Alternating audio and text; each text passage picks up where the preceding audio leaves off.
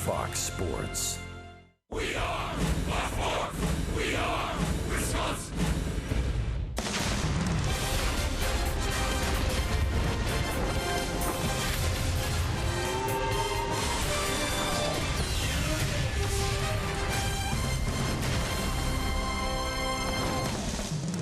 A beautiful Sunday afternoon for baseball. We're getting ready for the Game 4 series finale between the San Diego Padres and your Milwaukee Brewers. First pitch getting minutes away. The Padres and the Brewers had exchanged shutouts in games 1 and 2, and then last night it was a 5-hour, 12-inning marathon.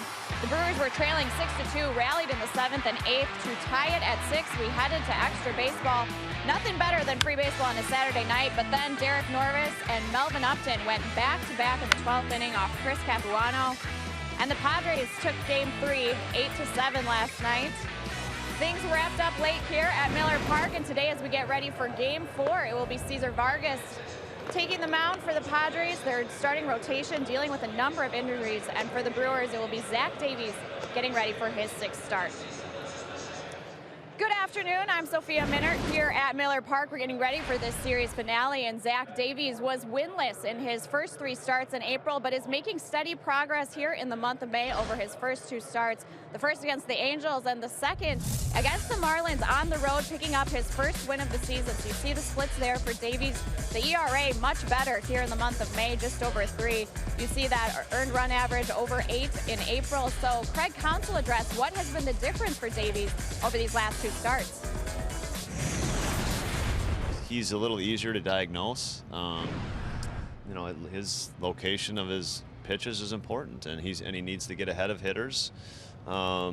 His fastball is an important pitch for him.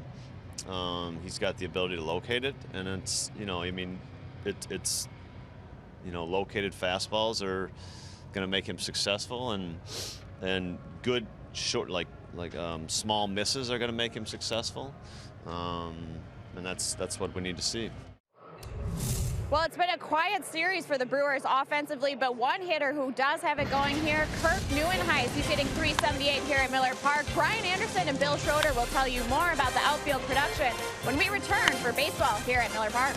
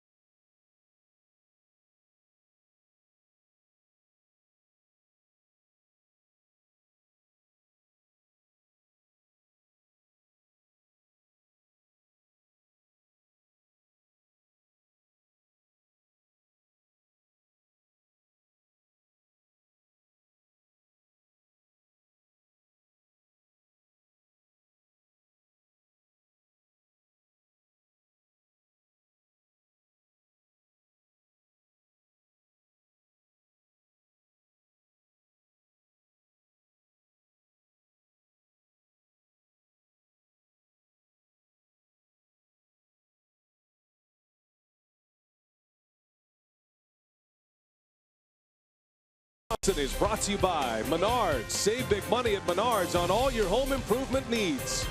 By your local Toyota dealers. Toyota, let's go places. And by Miller Lite, the original light Pilsner. Cheers, it's Miller time. Beautiful Sunday, blue skies up above. Day baseball, final game of the series, the Brewers and the Padres. Brian Anderson, Bill Schroeder, and Rock Sophia catches us up on the pitching situation. And if you're going to pitch well, you need good defense, and you certainly need some run production.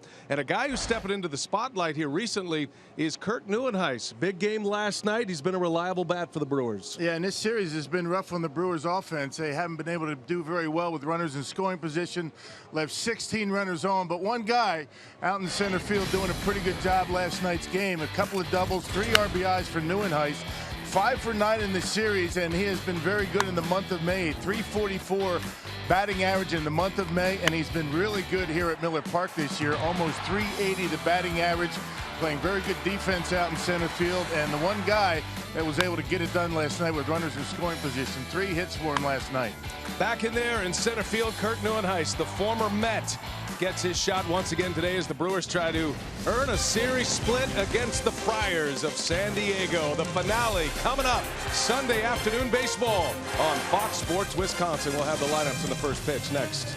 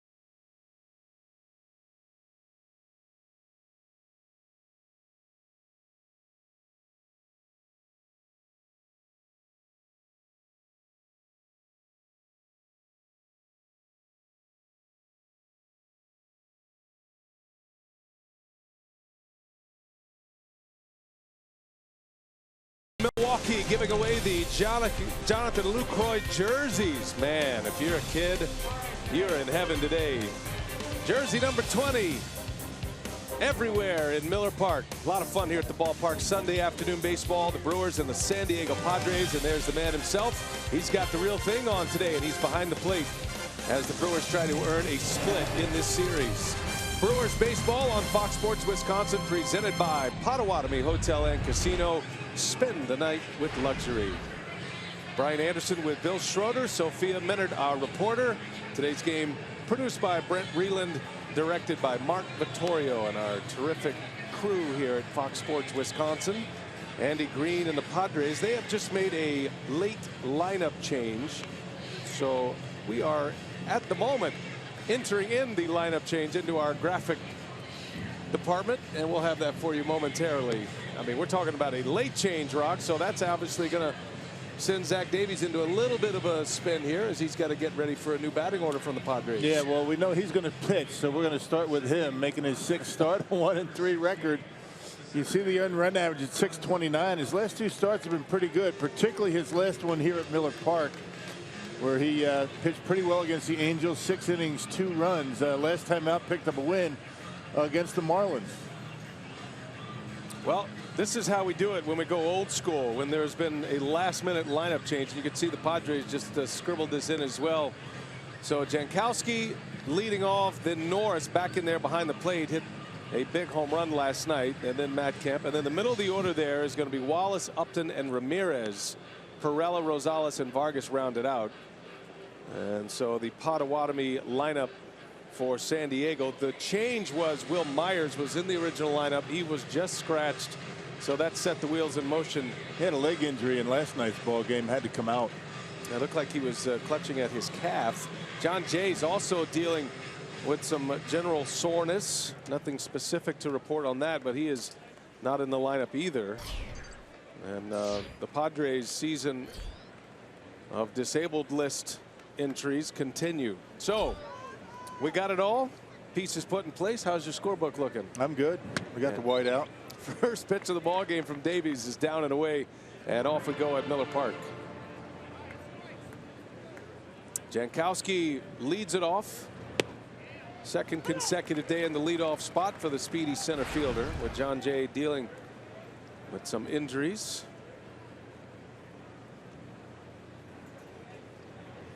Now we'll see how these teams bounce back after last night's marathon affair. Game that lasted over 5 hours, decided in the 12th inning with back-to-back home runs for the Padres by Norris and Melvin Upton. And Davies starts it with a bang today. A strikeout on Jankowski. Well, let's check out the defense behind Zach Davies today, brought to you by Menards. You got Presley, Neuenhuis, and Flores. Flores making his 2nd start in right field this year. Perez, VR, GENNETT, and Carter from 3rd to 1st, and Jonathan Lucroy on Jonathan Lucroy replica jersey day behind home plate. Ben May will call the balls and strikes today. The crew chief is Jeff Nelson. He's over at first base. Laz Diaz and Manny Gonzalez, the other umpires. Here's Derek Norris. He was hit by a Jimmy Nelson fastball on the wrist on Thursday. Did not play. Came out of that game. Did not play Friday.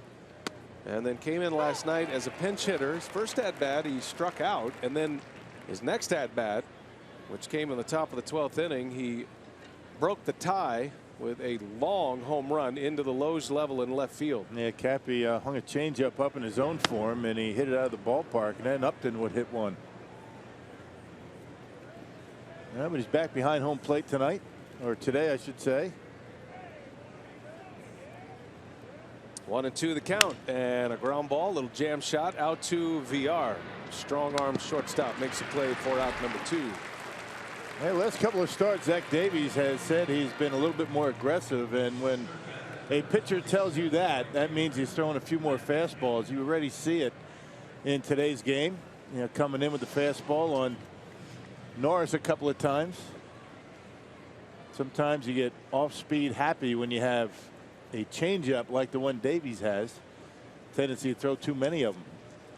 Davies coming to the Brewers last year. He was involved in that Gerardo Parra deal with the Orioles as he deals strike one to Matt Kemp. Kemp's really got it going this year. 9 homers now. He hit one last night. Kemp's driven in 28. This is his 38th game of the season.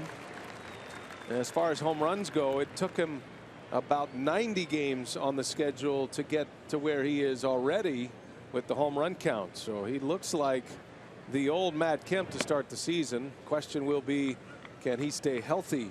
Yeah, that's the key. When he's healthy, he's about one of the best in the business, but staying healthy has been an issue for him. 1 ball, 2 strikes to count. Davies throwing strikes early in this one. There's another one. Little jam shot over to third base. All right, good start for Zach Davies. 12 pitches, 9 of them for strikes, and a nice and tidy top of the 1st inning.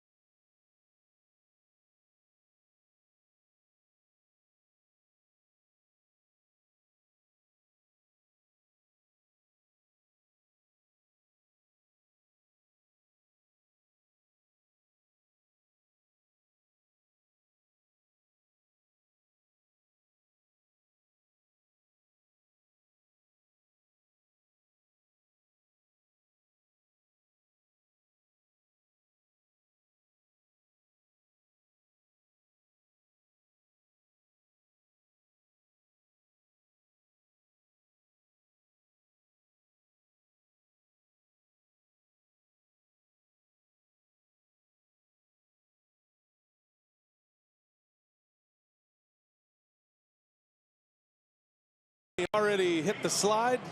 Maybe a harbinger of things to come today for Bernie. Here's Jonathan Villar ready to lead off for Milwaukee. The Potawatomi batting order has Villar, GENNETT, and Lucroy at the top. Chris Carter, Kirk Neuenhuis, Alex Presley in the middle. Hernan Perez, Ramon Flores, and Zach Davies will round it out. And on the mound today for San Diego is Cesar Vargas, native of Mexico. He has impressed. The Padres continues to get a turn in the rotation.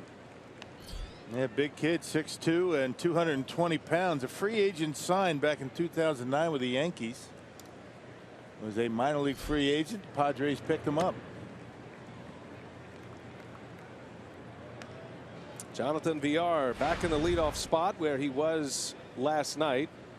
Had a terrific game offensively last night. Villar went 3 for 5 and walked twice in that long 12-inning affair. Did have a base running move at third base. That was the major topic of conversation after the game and even earlier today. Thrown out trying to steal third base with Jonathan Lucroy coming up. It ended up ending the inning. It was a strike him out, throw him out. Craig Counsell called it a mistake last night, but was defending his player. There was a lot involved in that play on when to run and why to run, as Villar fouls one off his foot. No, bottom line, when you're in that point in the lineup, you don't want to make the third out at third base. You're ready in scoring position when Lucroy's at the plate. And that's one of the unwritten rules in baseball. Never make the first or a third out at third base. And Jonathan, as good a base runner as he has been this year, has done that twice this week. And from a managing and coaching perspective, you don't want to coach the aggressiveness out of players. So I thought Craig Counsell handled it well after the game. You're trying to get your point across, especially in, you know, what they do privately is different. As Villar hits it sharply, and that's going to be over the head of Matt Kemp. Villar on his way to second, and he'll pull up there with a double. Hit a bullet. Oh, he's red hot. Might have had a little knuckleball effect. Matt Kemp got caught on the roller skates right there, and it went over his head. Misjudged it. It was hit so hard. You're right. It might have had a knuckle as it got out there. He went in a step, and then by that time, a little bit too late, turns himself around, and Villar doing what he does best as of late, getting on base. Well, boy, is he hot. He had a 10 plate appearance stretch where he had 6 hits, 3 walks, and a sacrifice bunt. And now a 7-game hitting streak on his 10th double of the season. Well, there has been no mistake about Villar's hitting this year. He has really swung it well.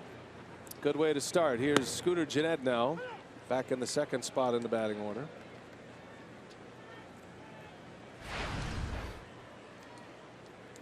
Gennett has hit 4 home runs, missed significant time with an oblique injury. Got off to a very good start with the long ball early in the season. Yep, 17 days he missed with that oblique injury, and says it's just about 100%. Didn't take him long to get back to doing baseball activities after he went on the disabled list. He caught it in time. Trying to drop a bunt down to move the runner. Gennett went on the disabled list late April. April 25th was the official DL date. Went on a minor league rehab quickly. That was on Tuesday. Played a couple of games down there, and he's just getting back. His first week back on the active roster. 1-2 pitch, and Gennett takes a ball. Once in a while he will throw that curveball. Yeah, not a hard thrower, Vargas. Fastball, cutter, slider. Slider, curveball, whatever you want to call it. That was a pretty good pitch down in the zone with 2 strikes. First 3 starts pretty good for Vargas, but then he got roughed up against the Cubs. And there's that cutter that catches the outside corner for a called strike 3. Gennett is gone. Well, the Brewers have no Ryan Braun today once again. And, of course, the Padres are without Will Myers, one of their big bats. Let's check in with Sophia for more. That's right, BA. The Padres clubhouse saying that Will Myers was a late scratch with left forearm tightness, so not the calf as we maybe suspected from last night. And for Ryan Braun, he is out of the lineup, a scratch last night with the right wrist soreness. And Craig Counsell saying there were really no mechanism or cause for the soreness, just something that came up yesterday. And Counsell pointed out, look, this is the 38th game of the season. Braun has made 33 starts. We're anticipating this isn't anything serious, but Braun did have an X-ray to make sure that there's no further damage. All right, Sophia, thanks. And the Brewers have a team off day tomorrow, so if there is something that's tweaked a little bit, obviously the Brewers are looking at maybe a 3-day window here to try to get him back for Tuesday. We'll see if he's available to pinch hit or pinch run today. Yeah, having him out of the lineup today, no real surprise. You knew when he got scratched yesterday and with the off day tomorrow that he wasn't probably going to be in the starting lineup. Lucroy right back to the box. VR off the bag. Throw to second, not in time. Throw to first, not in time. A bobble by Wallace at first base. Everybody safe. Well, I guess if he had to do over again, I think Vargas just goes to first base. I mean, that would have been out number 2. All you have to do is get the hitter out. Maybe with nobody out, you try and pick him off of second base, but yeah, VR taking a couple of steps, took too long to get rid of it, and Lucroy kind of slowed down a little bit, and with the bobble, he's safe at first. One of those tough hops for in between hop Wallace. Yeah. And so the Brewers catch a break. Padres are just taking a look at this. That's why you see the players standing as they are. Yeah, looking at the play at second, maybe. It was obvious that Wallace did not catch it cleanly, and Lucroy was safe. Although you can have the umpires look at 2 different plays in the same challenge. So Andy Green, the Padre manager, waves him off, says we're good to go. That's a good rule. When replay first came into play, the manager had to run out to the calling umpire to establish that he wants a replay. Now he just does it from the dugout. It's much cleaner. Yep. And much more efficient. So now Chris Carter back in the starting lineup. Was off from the starting lineup yesterday, but he did play. Had a couple of narrow misses at the plate in his 3 at-bats. Had a pinch hit appearance beginning in the 7th inning, and as the game went 12, he ended up getting 3 at-bats yesterday. He almost hit one out to right, almost hit one out to left. A near miss to left late in the game that would have been a 3-run homer. 2 at-bats, I should say, I beg your pardon, for Chris Carter. He was 0 for 2. He did drive, I'm sorry, it was 3 plate appearances. He did drive in the run on that sac fly. His last at-bat was a ground out. So it was a day. The point to all that, Counsell was hoping to give him a complete day off. But the way the game went last night, he didn't get that day off, and he's still trying to snap a long offer at the plate. A defensive swing. It's 2-2. Yep, the cutter has been a pretty good pitch here in the first inning for Vargas.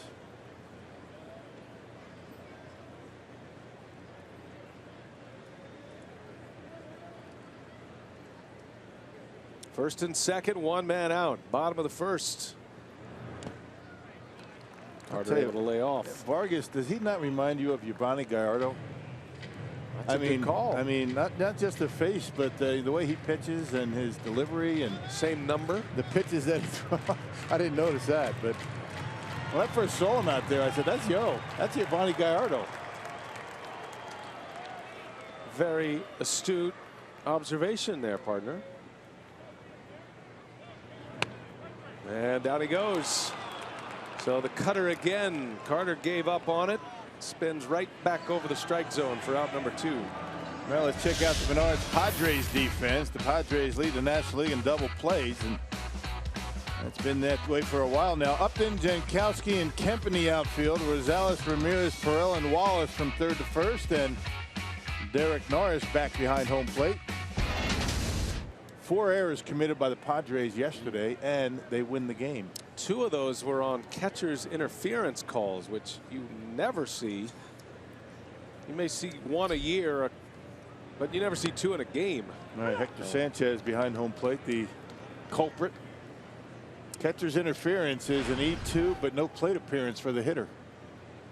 Kirk Neuenhuis, hot hitter. He was the focus of our open segment today. He's been swinging the bat well, especially here at Miller Park, as Rock pointed out. At home, Neuenhuis has a batting average of .378 and has always loved hitting at Miller Park, even in his time in a New York Mets uniform. His career batting average at Miller Park is .404. 0-2 pitch, and down he goes. The Brewers get 2 on, but Vargas strikes out the side.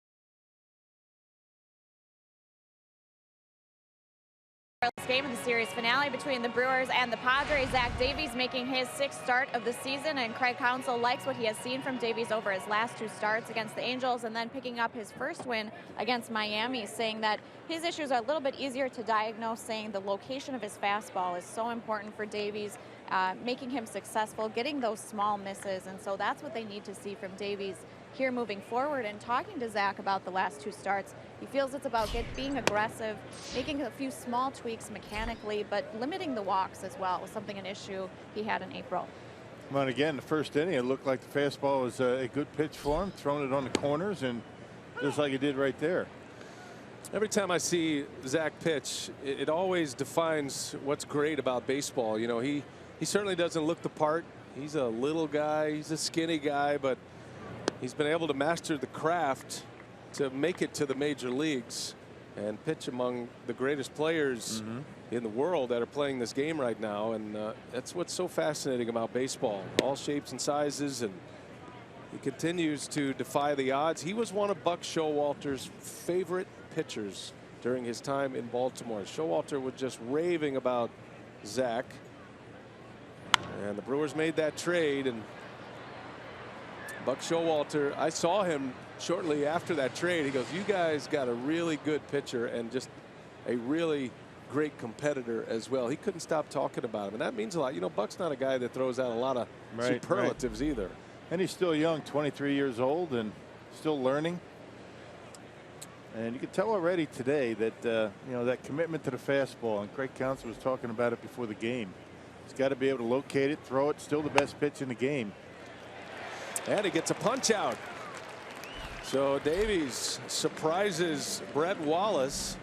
Got a little comeback on that sinker, and Wallace is gone. 2nd strikeout for Davies. Yeah, might have got a bit of a break on a pitch here that right at the top of the strike zone. Looked like it's pretty good on Fox Tracks, and you can see he's pitched 3 and 4. Those are the pitches that Counsell was talking about, the little misses, just a little bit out of the strike zone. Maybe with 2 strikes, you get a hitter to chase those. He drops a big curveball in there on Melvin Upton. Upton coming off a season high 4 hits yesterday, including the home run that ended up being the decisive home run. At the time, it gave the Padres a 2-run lead in the 12th. Lucroy would then homer in the bottom of the 12th. But his numbers are pretty good at this time of the year. 5 home runs now for Upton, and he is 7 for 12 in this series. Yeah. A couple of doubles and a couple of homers. He's been a tough out. I mean, hitting the ball over the diamond. He took a curveball yesterday in the right field. He's got a couple of homers.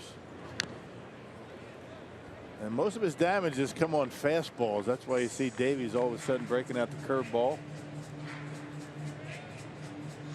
Now the Padres took on all of that money he was owed. He was with the Atlanta Braves, and in order to get Craig Kimbrell as their closer last year, they had to take Upton as well. The Braves weren't going to part with one without the other, and so Melvin Upton still owed $15.5 million for this season, $16.5 million for next year. Kimbrell's been traded away.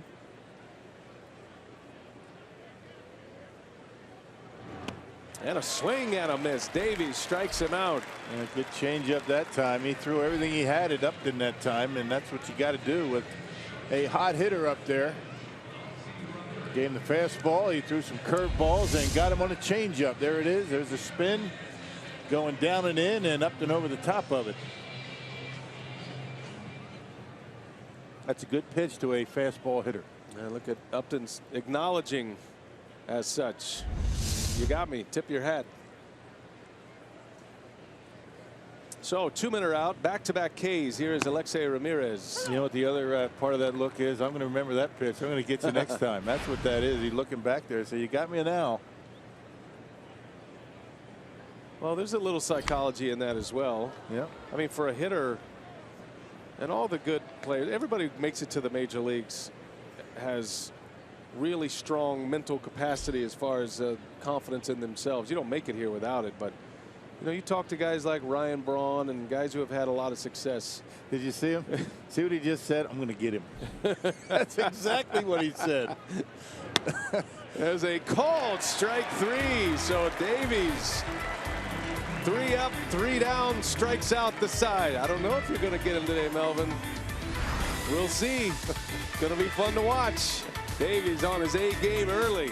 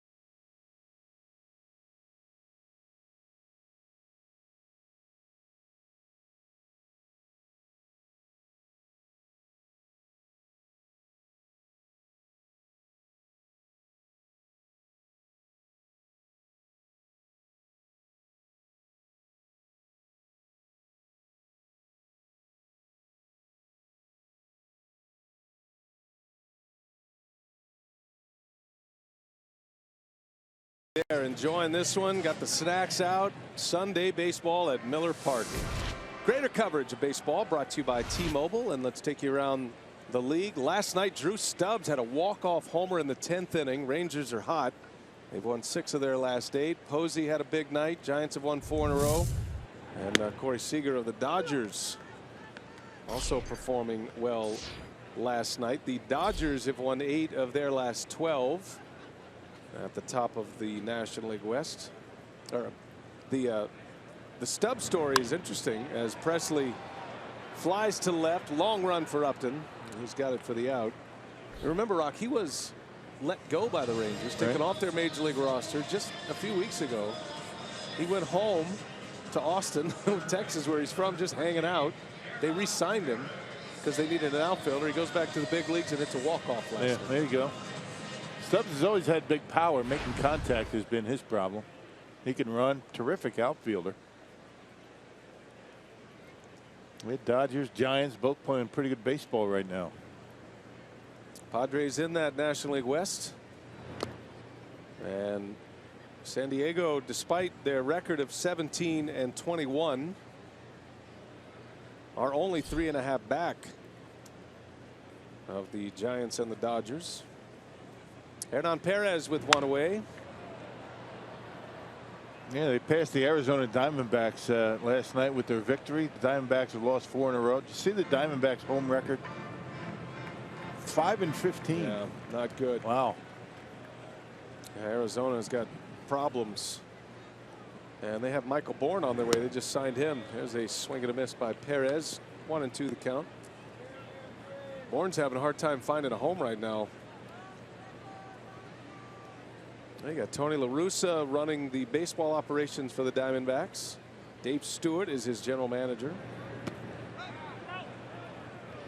Perez able to check his swing to even the count at 2-2. They've spent a lot of money on Zach Greinke, who got off to a slow start. Giants Diamondbacks today. Kane against De La Rosa. A little bit later. We're keeping an eye on the Chicago Cubs, the freight train that is the Chicago Cubs. They're coming in here next. They'll be here Tuesday. Cubs and Brewers starting a 3-game series Tuesday, Wednesday, and then Thursday afternoon. On the ground, the shift was on, and that's going to dribble through for a base hit. Hernan Perez with a single. Second Brewers hit of the game. Yeah, stayed right on that cut fastball and able to shoot it back through the middle. Perez got it off the end of the bat, but no chance for Perella, who was shaded around toward the hole. Not sure why, but you see where he makes contact off the end of the bat, not hit all that hard, but into center field. Right off the end of the bat, a cut fastball. Breaking away from the right-handed hitters. Now Flores with a man on and 1 away.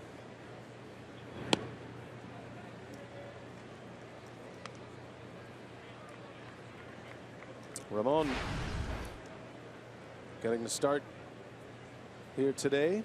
Glad to be back in the lineup. He's in right field. Neuenhuis has done such a good job in center field that Council prefers him there today. Flores and Neuenhuis have been swapping the center field duties. It was a 3-man weave when the season started with Keon Broxton in that mix. Broxton went back to AAA. He's tearing it up down there. But without Ryan Braun, some moves had to be made today in the starting lineup. Yeah, some big bats out of that lineup today. No Santana. Aaron Hill's out.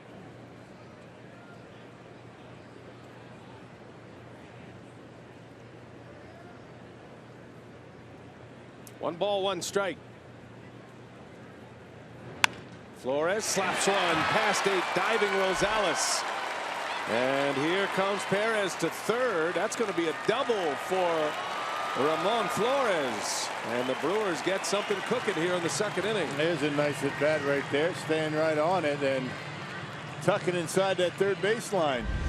A nice at bat for Ramon Flores on the cutter. Cutter that stayed up. It was on the corner, but a good approach. Able to hit fair inside the bag, and the Brewers now with 2nd and 3rd and 1 out. Good base running here by Perez as well. Upton is very fast, but no, you can run on him. He does have a lot of assists because a lot of teams do try to run on him. Took the gamble and made it. And now here's Davies, the Brewers pitcher, with the infield in.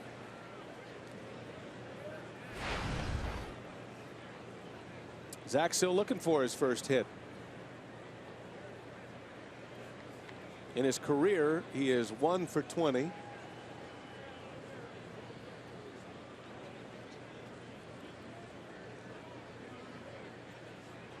So squeeze, safety squeeze, good thing. Perez didn't fully commit. We haven't seen a full-out squeeze called by Craig Counsell this year. Seen a couple of attempts at a safety squeeze where the hitter will bunt one, the runner at third reads it. If he feels like he can make it, he takes off. Well, now he's down 0-2. Davies had a hit, had a single in his major league debut.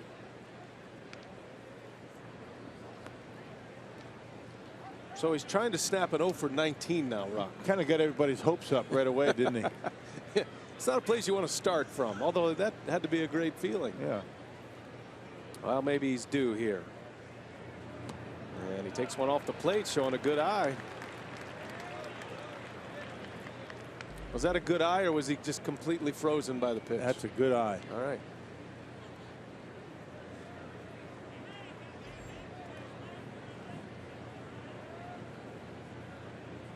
Second and third, infield in.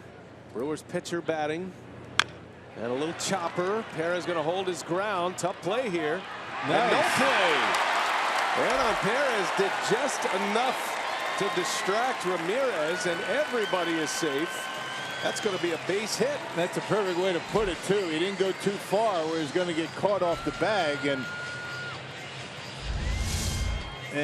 as soon as Ramirez would have thrown that ball to first base, Perez, you see him creeping down the line just a little bit. If he throws to first, the run's going to score. That's a good job. I mean, you can go off the bag as far as that third baseman is away from third base. You go as far as he is. Out of the corner of his eye, Ramirez sees that and decides to hold on to it. Good base running there by Hernan Perez. So the bases are loaded. Back to the top of the order. Great chance here for the Brewers early. And VR takes a strike. Well, let's hope the Brewers turn the page from last night. 4 times they had the bases loaded last night. As VR takes strike 2. 16 runners left on base yesterday for Milwaukee in an 8-7 12-inning loss. Just couldn't get the big hits. But an early chance here today. And VR able to check his swing. That pitch was close to being called a strike as well. You know, when a team gets in these spots where they're really having a difficult time, and with runners in scoring, but everybody kind of presses a little bit. They realize that they've had a difficult time. Just got to relax. Easier said than done, and get a good pitch to hit. There's another close one. Not sure where that missed. And close to being a swing. And they appeal it. Checked it. I'd like to see what Fox Tracks has on that one. Oof, 3 and 4. Good calls back there by Ben May. VR still alive. Here's the 2-2. Little tapper coming to the plate, out there, and no throw. So the force at home. 1-2 is the put out. And now 2 gone in the inning. That's about the only place you hit it where a run's not going to be able to score with VR speed. Right back to the mound.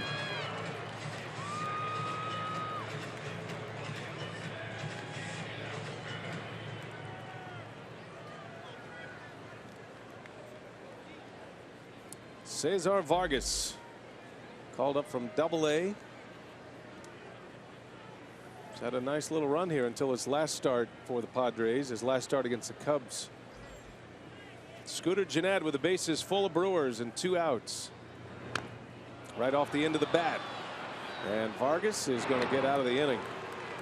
So, same song as last night. Brewers strand the bases full. No score after 2 at Miller Park.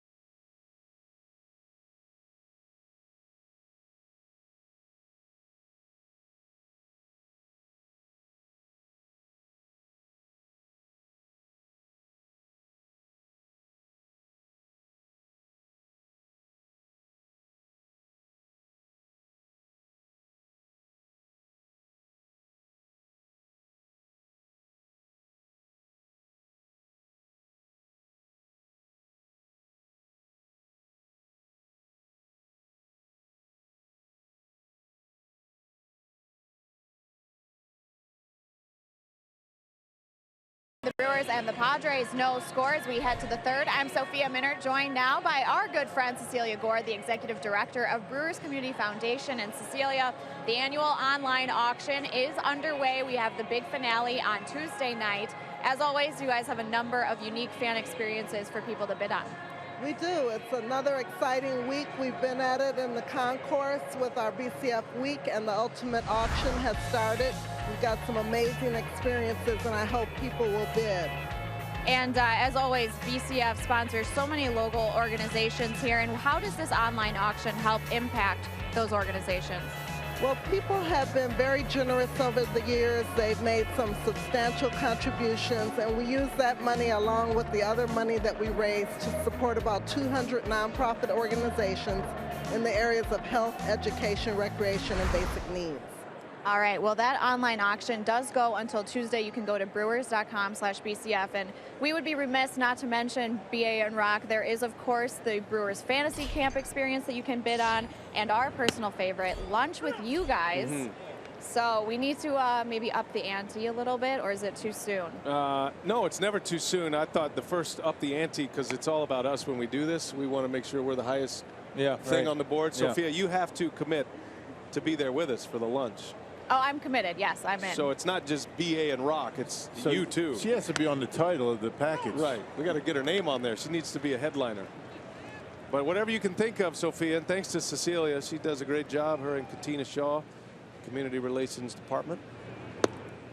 But that's true. We do want to make sure that we end up looking good. Yeah, we can continue to add stuff to get the ante up. You're right. I mean, it's kind of embarrassing. Nobody bids on it. That's true. That's our greatest fear. We do have some notable items out there this year. They got the owner's experience. That's kind of cool. Mark Atanasio in the recently updated Grab Some Grub with Brian and Bill and Sophia. And all these great prizes you can bid on and win. The fantasy camp's always a hit. Yeah. Kind of sells itself. We feel like we got to do a little extra to sell us. Right, yeah. The sweet night with the Brewers alums, Gorman, Gantner. It's a no-brainer. I mean, that is, that's what we're competing with here. Worth the price of admission. You throw down a couple of Miller Coors products down those two, and they'll give you an entertaining night. We'll have to add to it as we go on. Jose Perella pops it up. Scooter Gennett will make the call and the catch. And Davies has retired 7 straight. Matter of fact, Gorman and Gant were in the dudek last night with Jeff Jenkins. I didn't see him there in the 12th inning, though. I think they may have left early. Just a thought. That's a great spot up there, the dew deck. We should do a broadcast from up there. I'm telling you. Yep. Climb that wall. Will you climb the wall? I will if you will. I can't do that. Got a bad back. Okay. Yeah, that trick knee. Back, knee, neck. Fear of heights. General lack of conditioning. Rosales grounds to VR for out number 2. No, I wouldn't go that far. She's going to make it. Yeah, that rock wall up there. I mean, that's way up there on the stadium. And then you climb that, you know, that rock wall. And I guess the idea for that, you just don't look down, right? Look up. Yeah, don't look down. The rope will catch you sometimes. No, it does. Is there a weight limit on that rope? You'd probably need 2 ropes. Easy now. Easy now. I saw the way you were looking at me. Okay, that wasn't bad. Just in case. Here's the pitcher, Cesar Vargas, batting with 2 away. Well, Davies has dialed it in early. So far, 37 pitches, 27 of those for strikes. Make it 28. Look out. Wow. Nice what a play by Davies. Wow. Jump rope the bat and then still made the play on the ball on the ground. Well done, Zach Davies. 9 in a row he has retired. This was impressive. Okay, play of the day so far. Mark it up.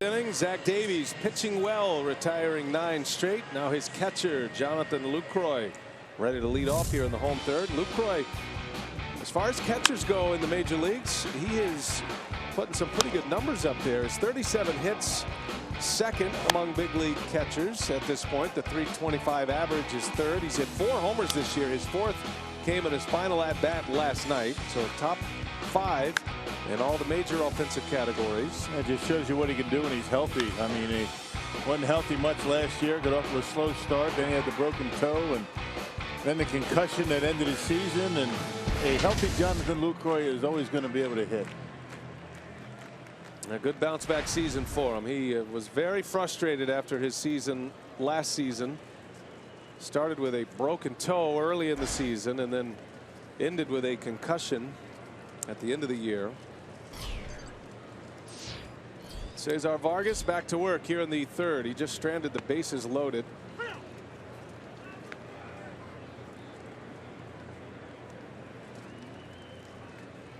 Lucroy in that batting average as a catcher. So the batting average is different for Lucroy than just his plate appearances as a catcher. That's why the discrepancy. Yep, 302, still not too bad.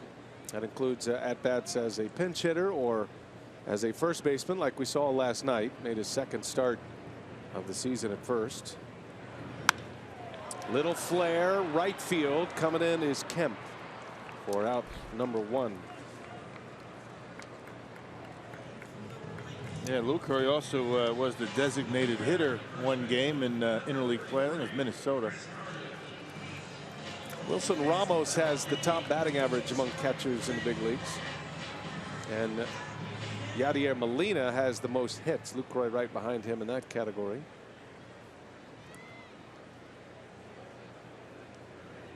So 1 away. Here is Chris Carter. Struck out looking his last time up.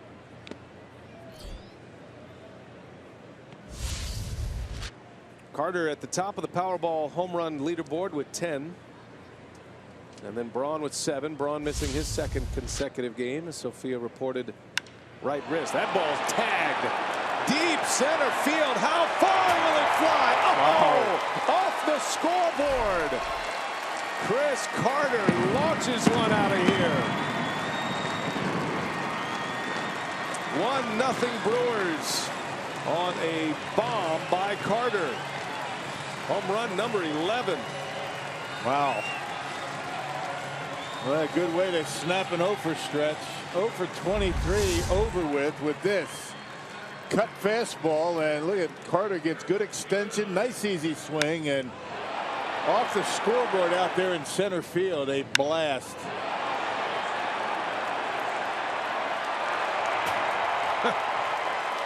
The sound of power right there. That was something. Here's Neuenhuis. Little half swing and a strike. Yeah, most of his home runs have gone to center and right. Hasn't pulled too many. I think a couple of them. All smiles for Chris Carter. Sleepy. He's got that calm disposition. Have you called him that? I have not. Not to his face. You ever gone up to him? Only on the air. Said, how you doing, Sleepy? I don't feel like we have that kind of relationship just yet. I don't think I'd ever call him Sleepy. Plus, he's about a foot taller than I am. Is that thing stuck in the clubhouse? I'm not sure. That might be a a fan thing for him as Neuenhuis strikes out for out number 2. Now, Carter is putting up some impressive power numbers. We felt he might. This is to your point, Rock.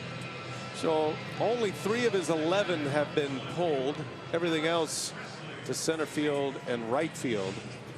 That one would be classified as a center field home run. Boy, high off that scoreboard. Did they? We have a tail of the tape on that.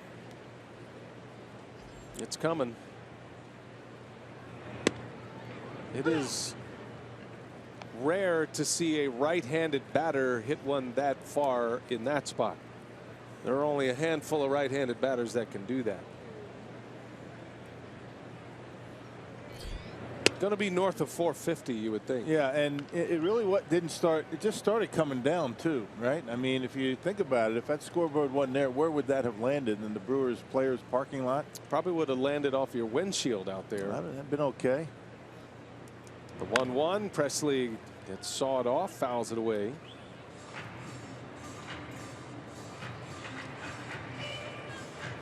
Alex Presley back in the starting lineup again, filling in for Ryan Braun.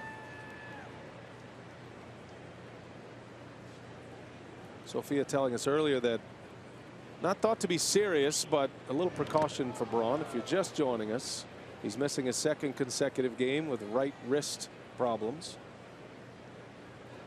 And so Presley's glad to have the playing time. Had an infield hit last night in a key moment that drove in a run. He's hit 3 homers this year and has 9 runs batted in sporadic playing time. Came up with a big hit in yesterday's game. Hit one right through Will Myers at first to score a couple of runs. Been a nice addition.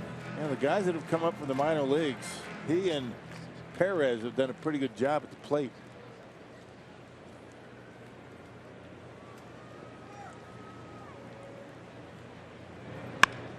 And Presley hits it sharply past Ramirez. Hung in there well on that cut fastball by Vargas. Brewers starting to dial it in a little bit as Presley singles.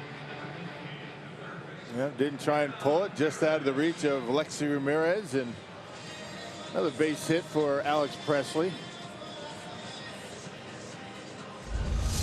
6th hit already. That was a curveball there. Yeah, left it up in the zone, and very good job of keeping the bat level, keeping it in the hitting zone a long time, and able to barrel it up.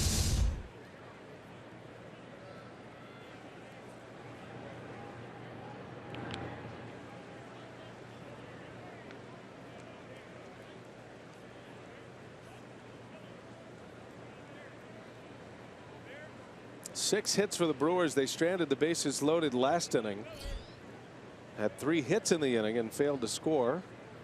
1 on the board with the Chris Carter homer, and now Hernan Perez hoping to keep this inning going.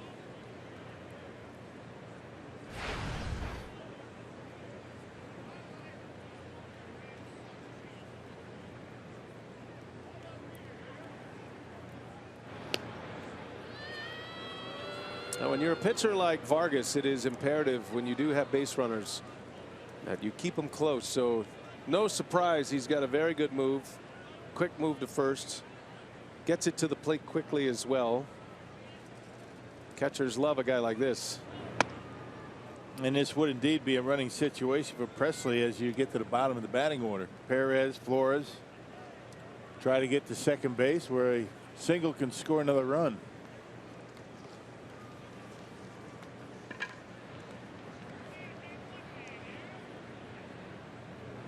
And Perez rifles one to center field, but right at Jankowski to end the inning.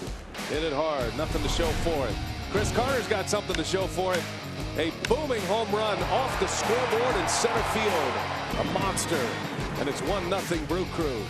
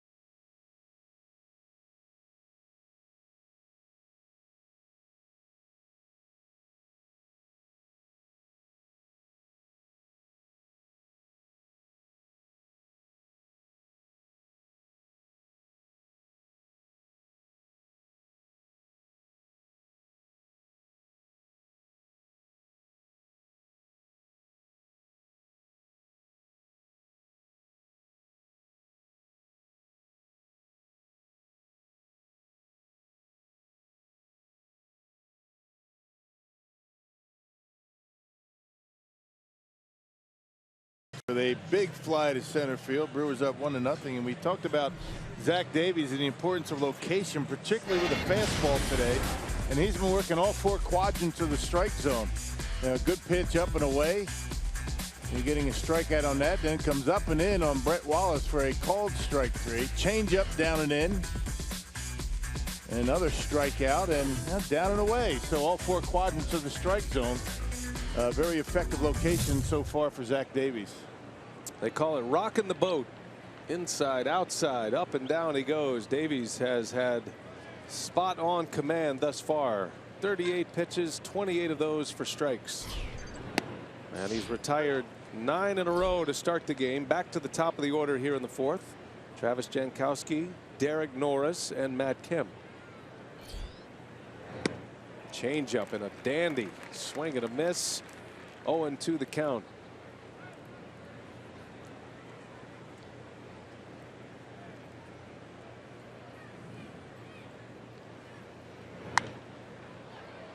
That's one thing about the changeup. Now Davies doesn't have that overpowering mid-90s fastball, but a 90-mile-an-hour fastball after a changeup that he threw the previous pitch. And Jankowski couldn't get around on it. Yeah, 78 to 90. That's a pretty big difference in speed. Ooh, just missed. He went back to the fastball. 1-2 the count.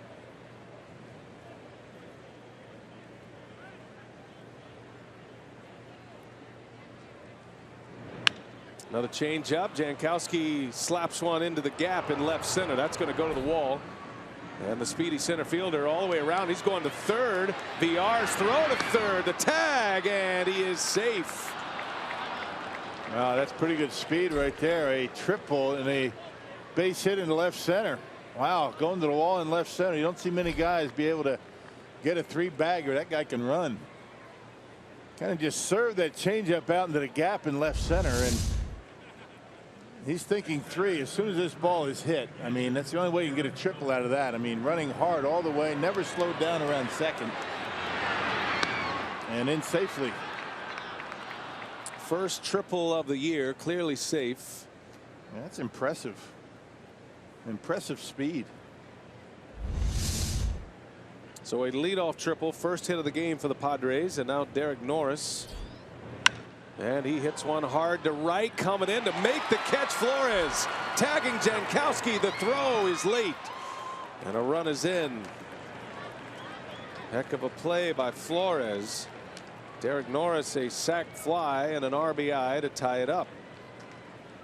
Yeah, that ball was hit, had some good finish on it, and Flores initially froze. I think he thought he was going to play it on a bounce, but it just kept rising and it got out there, and Norris is making some pretty good contact right here, and he makes the adjustment, able to catch it, but there's no way you're going to get Jankowski at home plate on that.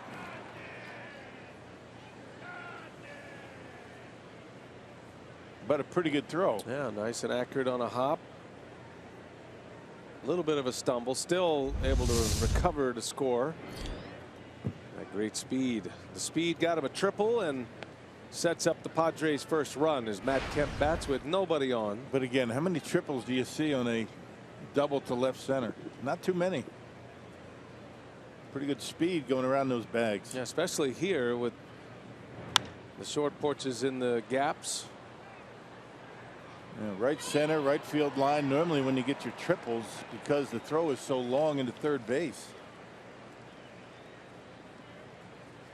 Now with John Jay a little banged up and unavailable to start, Jankowski making the most of his opportunities.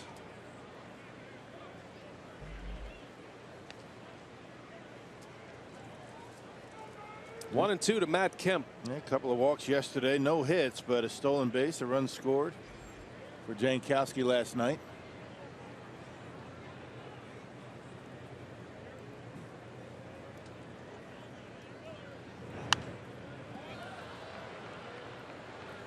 Matt Kemp, you can find him in the National League leaders in RBIs. He's sixth in the National League in ribbies with 28.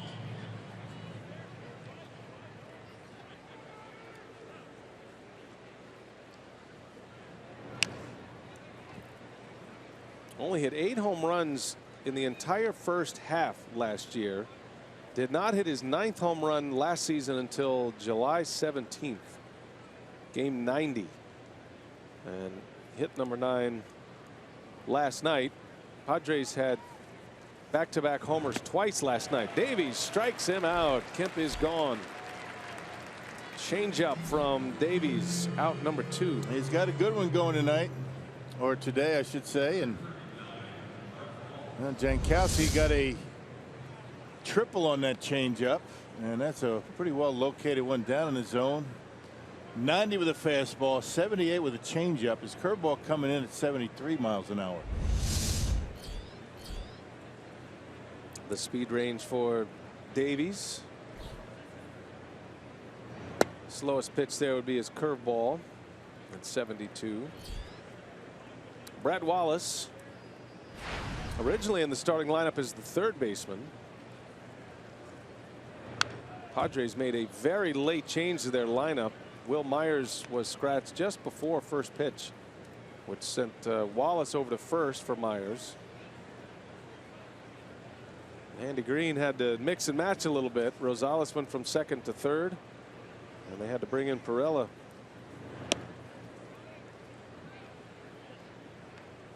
I think the Padres feel like if they could just get healthy and get whole, they've got a chance to contend in the National League West. Yeah, why not? If they're all bunched up right now. A shot, and that's through. Davies fortunate that didn't hit him. Wallace turned that around quickly for a 2-out hit. And that sets up a much anticipated matchup now with Zach Davies and Melvin Upton Jr. Last at bat, Upton struck out, but then we saw him go to the dugout. He said, "I'm going to get him." Talking to his hitting coach, and kind of looked at Zach on his way back to the dugout, thinking, okay, that's a pretty good pitch you got there, but I'm going to get you. Then he was in there. We could read lips. He was telling his hitting coach, I'm going to get him. So we'll see. It's all part of the mental approach out there, you know, positive mental approach. Yeah, it's a great lesson, right? If you're a player, any sport, don't accept that you were beaten because you're bad. Turn it around. Say, well, he's good. He made a good pitch. Good pitch. He's not going to be able to make that pitch again, right? That's what you got to think. You got to always put yourself in that position. Confidence. Here was the sequence in the last at bat against Upton. So the change up, and it was a good perfect one. spot. Yeah, good one. Down and in, and Upton over the top of it. He's like, all right. Oh, yeah. Hey. Oh, get him. That's good. Ground ball back up the middle. No problem for GENNETT. Love these matchups. The confrontation between pitcher and batter. Maybe next.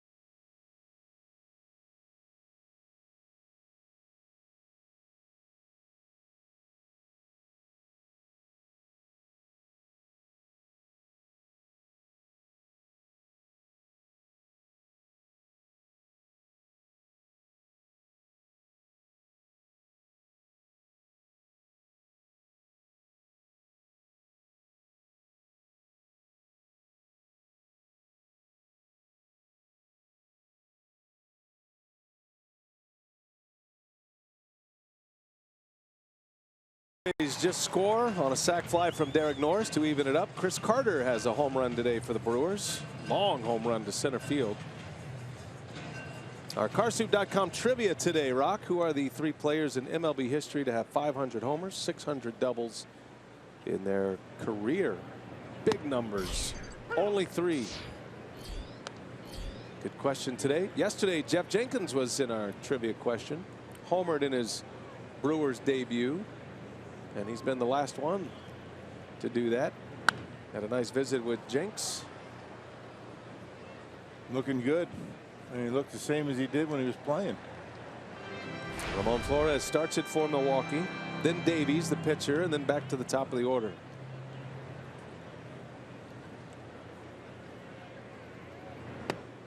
Got the feeling with Jeff Jenkins that he's totally comfortable post playing days. Great memories. Played in the World Series. Had a huge hit in the World Series when he was playing for Philadelphia. Got a ring. But he's good. You know, he had his time in the spotlight. Some guys struggle after their playing days. I mean, it's It's a stressful life, but it's a great life. Let's be honest. You know, playing the game you love. It's a lot of pressure for major leaguers when you're doing it as an occupation. Always helps when you're able to leave on your own terms, really. Right. I mean that has a big part of being able to get over your playing days. Sometimes, you know, guys never get over that and have a difficult time with life after baseball because they've never known anything else. You know, from the time that they're 5 years old, that's all they've known. Jenkins is involved in a number of ventures around the Phoenix area. Got an instructional camp going. They were talking about doing at one point doing a batting cage and some fields. He's got some investments. He's doing a good job post playing career. 2-2 to Flores. Little jam shot, pop up. Ramirez is back for the out and one away. Hey fans, after an off day tomorrow, the crew will continue its homestand with a 3-game set against the Chicago Cubs. That's Tuesday night through Thursday afternoon. Go to Brewers.com for tickets. The Cubs have John Lester on the mound today. They are scoreless with the Pirates at Wrigley this afternoon. Garrett Cole is pitching for Pittsburgh. Nice matchup there. Davies on the first pitch. 4 out, number 2.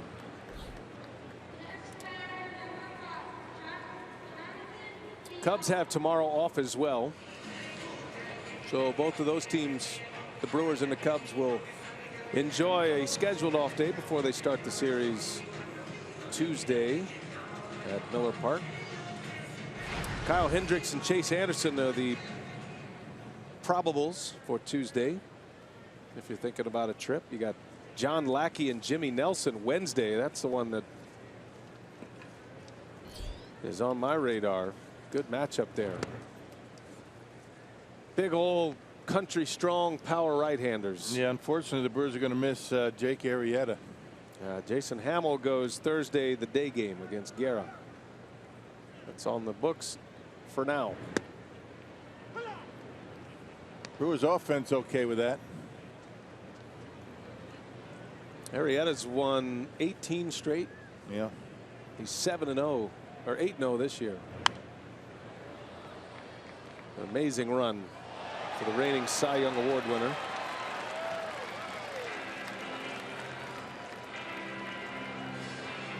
Arrieta, I'm sorry, 7-0 with a 1.29 earned run average after his win yesterday.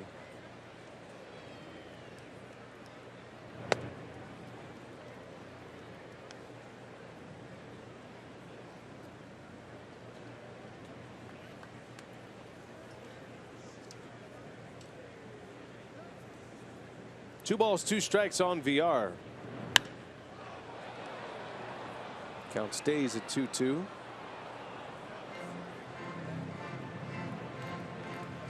First look at 24-year-old Cesar Vargas, making just his 5th major league start today.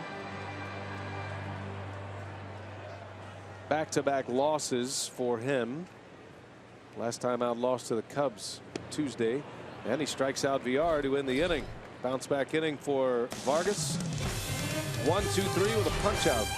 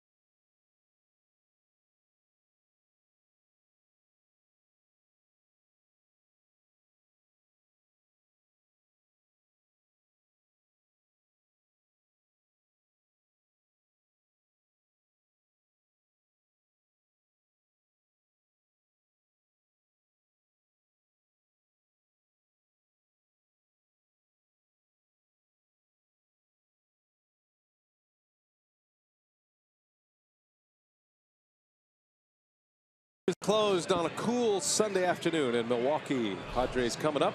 A reminder that this summer some of the biggest names in soccer converge on the U.S.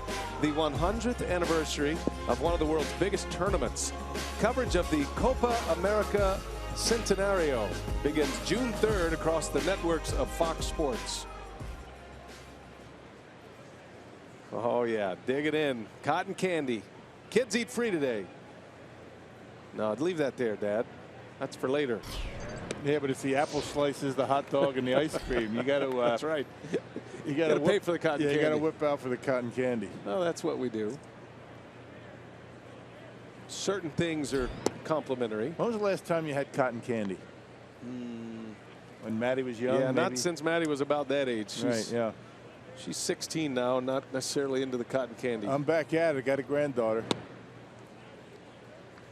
Now, if they sold cotton candy at the Justin Bieber concert, I'd be good to go. Alexei Ramirez starts it. 5th inning, 1-1 game. Understand that the Andy Grammer concert went off without a hitch, and although it was a little bit late getting started, it was a good show. Absolutely. I got to give a lot of credit to Andy Grammer and his band. They say he put on an electrifying performance after that 5-hour game. Hit hard center field right at Flores, or rather Nieuwenhuis, and there's out number 1. You know who else you got to tip your cap to? The Brewers ground crew. Yeah. Spent a lot of time here last night. Probably didn't even get a chance to go home. They had the long game, and you had to fix up the field and cart off the stage and get the outfield ready again. Place looks great. Guys, work hard. You guys putting in long hours. Michael Betcher, one of the great superintendents in all of baseball. This field is immaculate. He deserves a lot of credit, he and his staff, all the ushers and all the employees that worked it last night. You could tell who worked the game in concert last night. A little bleary-eyed this morning. Red-eyed. Yep.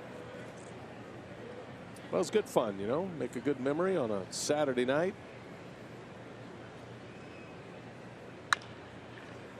Nice easy hop for GENNETT as Pirela grounds out. 2 up, 2 down for Davies.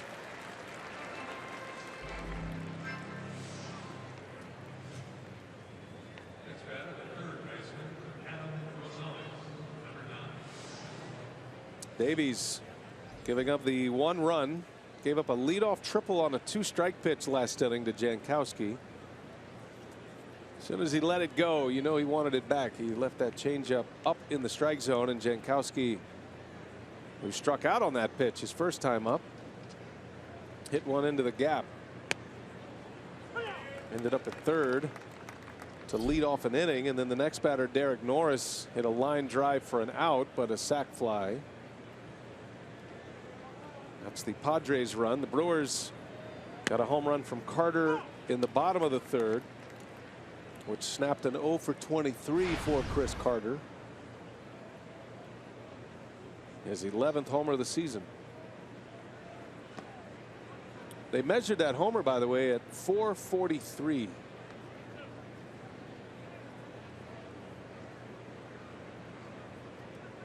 I believe it. I mean, that's exactly, you know, it landed somewhere up in that area, but that's 443. But if it wasn't there, if they continue to follow the path of that baseball, which you can't do, I get. That was a bomb. Just starting to come down when it hit that scoreboard. 2-2 to Rosales. Count will stay 2-2.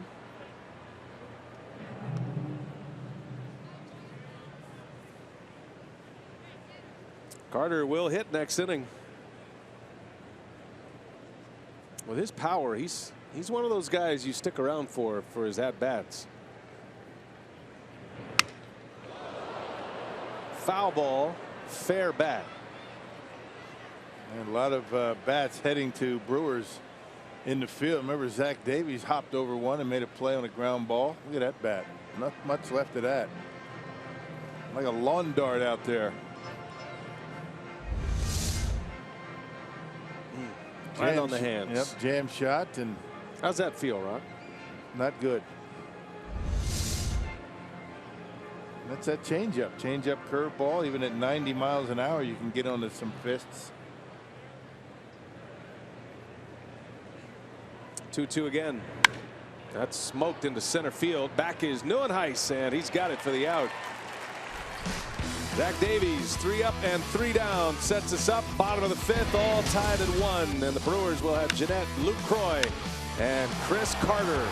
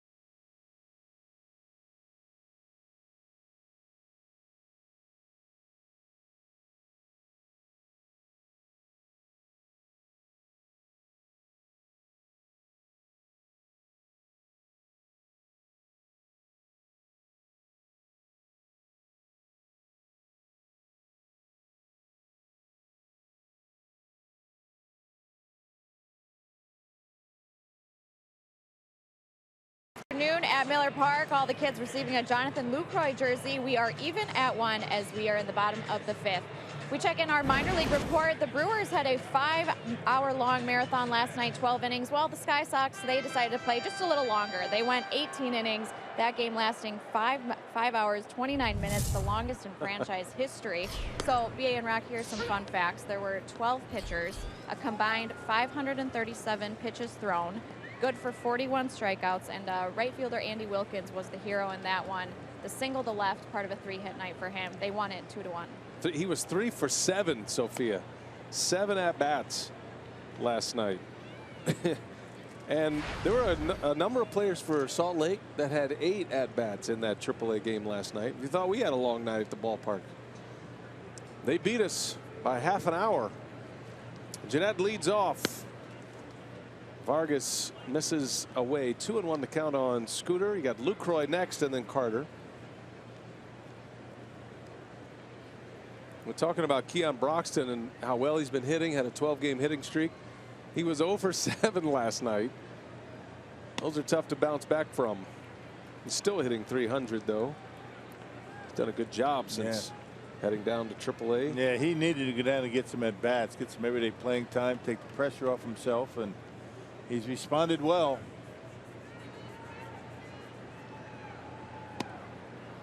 You know, if you're going to have a bad day at the plate, you know, you're not feeling well, maybe you're not seeing the ball well, you don't want to play in an 18-inning game because there's a lot of offers in there. There's always one guy that, you know, 0 for 7, 0 for 8. Yeah.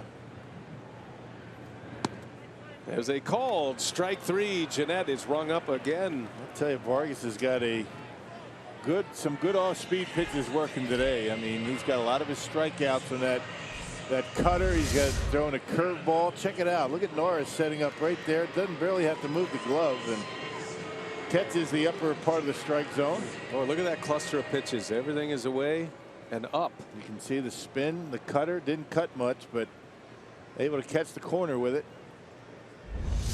Excellent command for both of these pitchers. All tied at 1 here in the 5th. Lucroy now.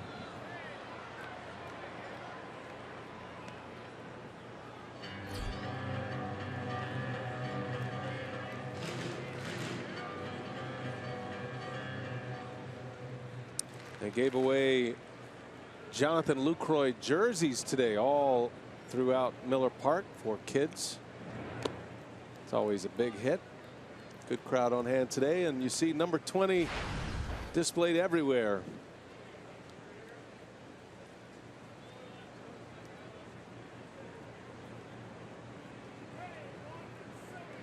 One and one to Lucroy. Homered last night. That ball's deep. Center field. Watch it fly. Jonathan Lucroy off the scoreboard. 2-1 Milwaukee as Lucroy homers in consecutive games. Number 5 on the year. Yeah, taking advantage of that cutter that stayed up and down the middle of the plate. You've got a homer on your jersey day, don't you? Yep. Looking good. Check it out. Watch this pitch. This has "hit me" written all over it. Down the middle, up around the belt, and Lucroy gives it a ride off the Miller Lite sign out there in the center field scoreboard. 2-1 Brewers. And a wry smile from Lucroy. He's starting to get the power back going again as Carter takes one off the plate. Powerball home run number 5 for Jonathan Lucroy. Wow. His longest of the year.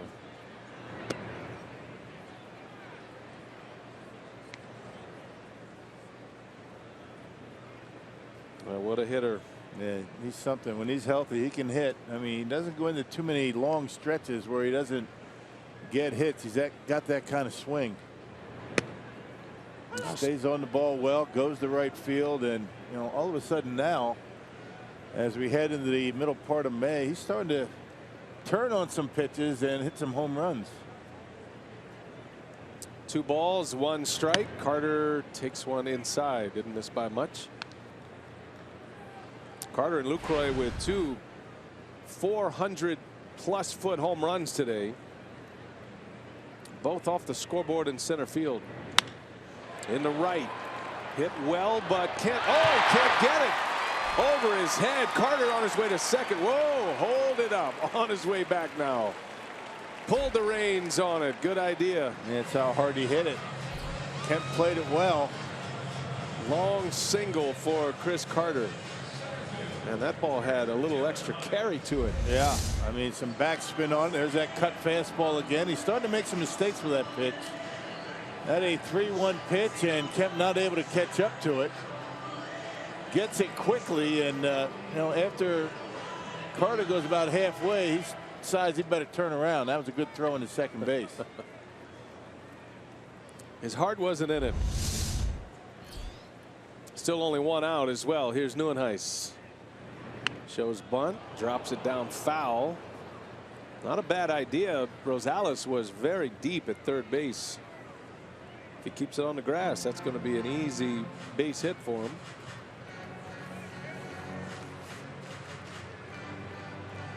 Yeah, Padres don't have that exaggerated shift on Neuenhuis, but Kirk still decides he's going to drop one down.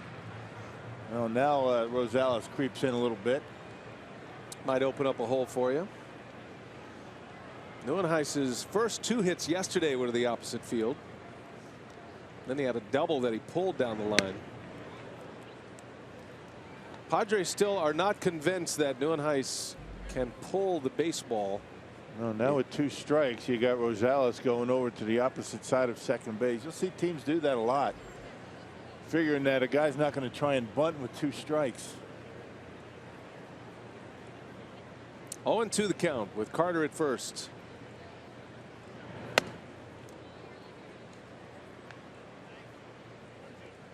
I haven't seen the Brewers do a lot of that. I mean, they either have the exaggerated shift or they don't. And more times than not they do, but they don't really have a guy at home over there at third base with a left-handed hitter up and just enticing him to drop down a bunt. But it hasn't happened all that much.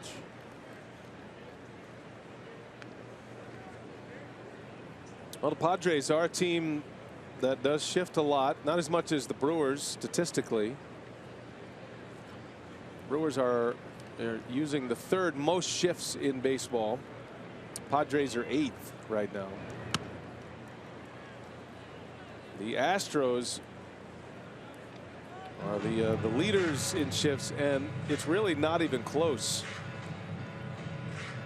Going into yesterday, Astros have employed 591 infield shifts, right? So the next closest was Milwaukee at 456. But if you're talking percentage, the Brewers are still behind the Rays. A swing and a miss. Neuenhuis strikes out. And again, that shift defined as 3 infielders on one side of second base. So in other words, if VR in it with a left-hander up is just a little bit to the third base side of second base, it doesn't count as a shift, although it is a shift. So a little deceiving. Yeah, right. That's a good point. Basically, the Astros have a defensive shift on 40% of opponents' at-bats.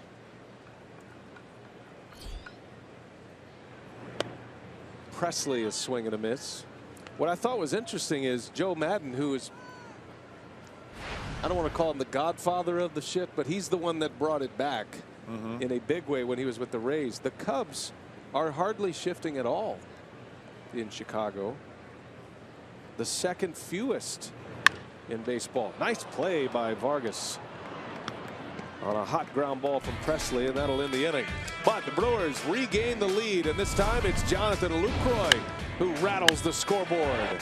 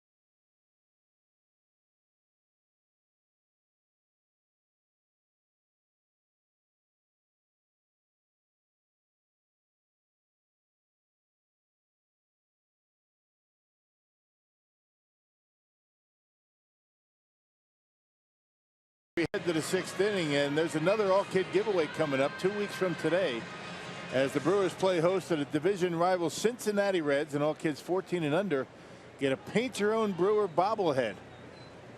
Paint your own Bernie bobblehead, courtesy of Waterstone Bank. I like that promotion. That's a good one. Hector Sanchez leads off. He's pinch hitting here for the Padres. Cesar Vargas is out, the starting pitcher. Complete with a paintbrush, an assortment of paints. This looks like a whole afternoon of fun, or a whole afternoon of cleanup for the parents. Sanchez into the left for out number 1. Yeah, you got the bobblehead, which is clean, 6 different colors, and a paintbrush. And you know how neat kids are. I mean, what could possibly go wrong? With a bunch of paint on the kitchen table? Can't imagine. One thing I've learned parenting all these years, that kids are slobs. They don't mean it. They're just struggling with their manual dexterity, that's all. Very nice analysis. It's all fun. This is great fun. Some of us never outgrow that. Is that why you have the vest on today, Rock? Yeah. A concealer. You know, I've learned when I get to the ballpark and I want to have some breakfast or lunch, it's best to put this on. Yes. Especially when you're wearing a white shirt.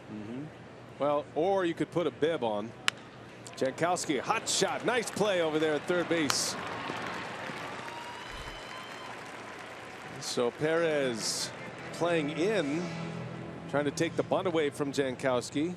Gets a shot right at him. 2 outs in the inning. They've held that glove right down on the ground, nice and loose in the hand, and able to make the play. Good guy to keep off the bases, Jankowski. Brewers lead 2-1. We play in the 6th inning. Very well pitched game. Davies has outlasted the Padres starter Cesar Vargas. Padres don't have Vargas out there much past 90 or 100 pitches. That's pretty much the cutoff. He goes 5 today and is on the hook for the loss. That's him. Made some mistakes with the cutter. Yeah, both of the home runs that he allowed came on the cutter that stayed right down the middle of the plate.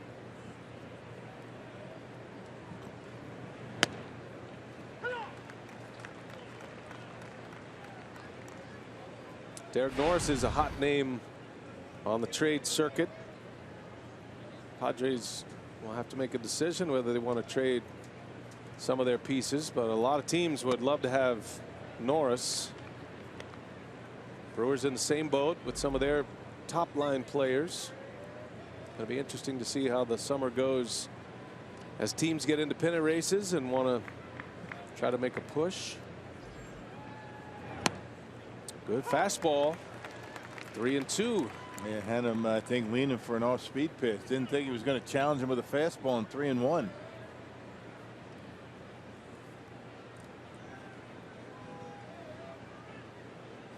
Full count now, 2 away, and Norris fouls it away. Was late on that fastball.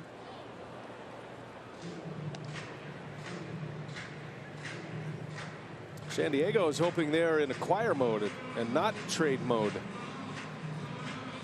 They're 4 games under 500 right now, but right in the thick of things in their division.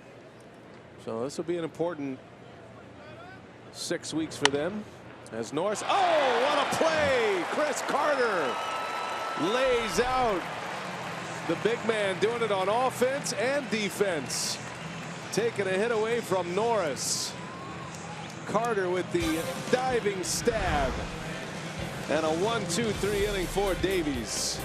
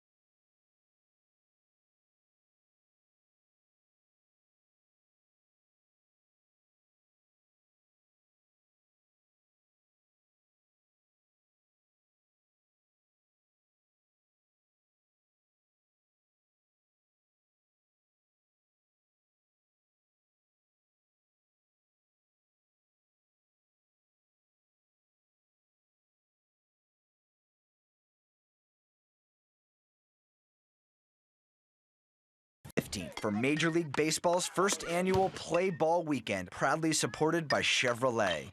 For more information on Play Ball Weekend activities and to get your tickets, visit MLB.com/tickets. Now all weekend the Play Ball Initiative. It's a great initiative. Great to see. Baseball is doing a terrific job with this and good following. You can share the Play Ball Initiative on the social media. Hashtag Playball. You see the logos and see the logos on the jerseys as well. And the players are in the Play Ball t-shirts for batting practice. So everybody's involved in trying to promote that. Had a fun kit moment. Speaking of play ball with the sausages, we have a sausage situation on Sundays. The little weenies are involved, and the little chorizo, he had a little Jimmy Pearsall on his mind. Look at Carolyn run him down. No, let him finish, Carolyn. Keep running, kid. He's going. It's Scooty Jeanette, is picking up where Maldonado left off. He had the Italian start out a little bit too soon. Is that right? The little mini weenie. So you got some chicanery, is what you're saying? So a wrong way sausage situation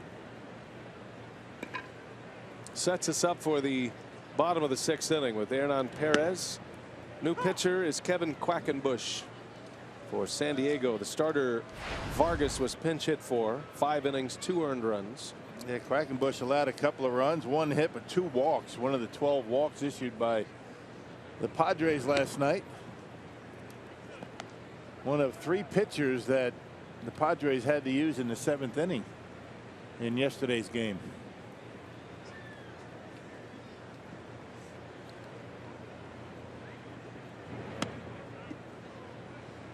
Did you think the beard fad was going to last this long? No. I thought it might have had a quick shelf life, but it's got some staying power.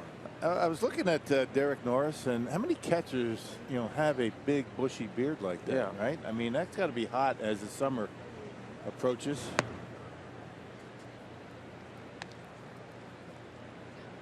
First guy I ever remember with a beard like that was Jeff Bagwell, and he had it. He had the ZZ Top thing. As a baseball player, I remember ZZ Top. Too. I know. He had the beard like that. But they're all over the place. Yeah, I mean the Feds are they come and go like the mullet. Chris Capuano is sporting an impressive, well-fertilized beard. See, give me I like the beard that VR's got going, the well manicured, cut short. Blaine Boyer, he's got it going. 3-2 pitch into right center field. Kemp's on the run. He'll watch it bounce and go to the wall. Hernan Perez, he's hit the ball sharply on a couple of occasions today. Has his 2nd hit. And the line out to center field in the 3rd inning was hit just as hard as that one right there. There's a 4-seam fastball down and in, and look at the approach for Perez. I mean, that's a beautiful swing. Thinking the opposite field, he gets one and drives it in between Kemp and Jankowski, and a leadoff double for Milwaukee. And the 2nd time that the Brewers have had their leadoff hitter aboard. And here is Ramon Flores now, 8th place hitter. Trying to play run producer with the pitcher due up next.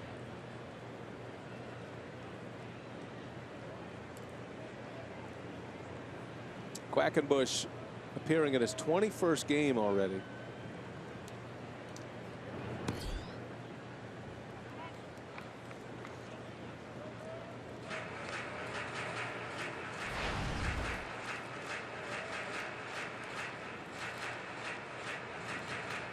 Flores had a double his first time up. Shot it right past the 3rd baseman Rosales and down into the left field corner. 1-2 the count.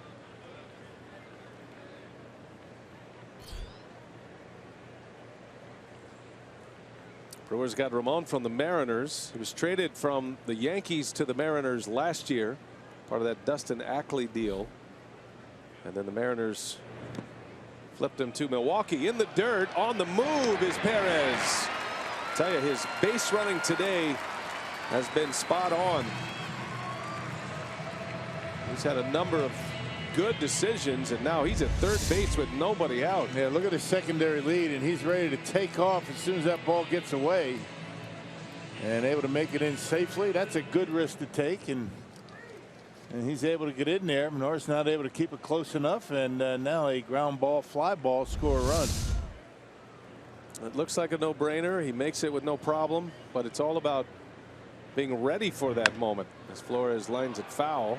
Always anticipate. Always be ready to take that extra base. Get that secondary lead, and that's what he did, and he was able to make it safely.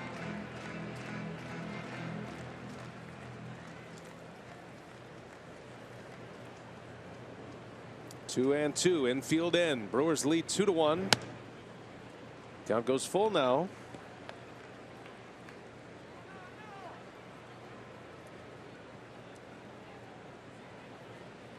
Flores against Kevin Quackenbush, one of the great names in the game. Full count, fouls it away, hanging tough. He's probably heard it all with his last name. Yeah, there's nothing you can say to him he hadn't heard already. Quackenbush. He's from Florida, Tampa area. Homegrown product with the Padres as he misses and he loses Flores.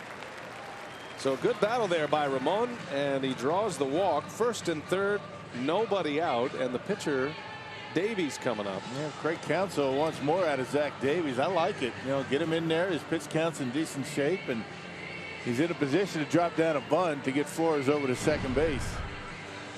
Quick trip to the mound for the manager, Andy Green.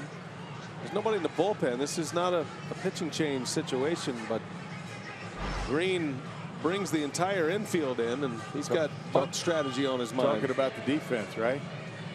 I mean, you know, Davies is going to be bunting. You know, and basically, worst case scenario, you get Flores over to second base, but best case, he drops down a bunt in a spot where Perez is going to be able to score.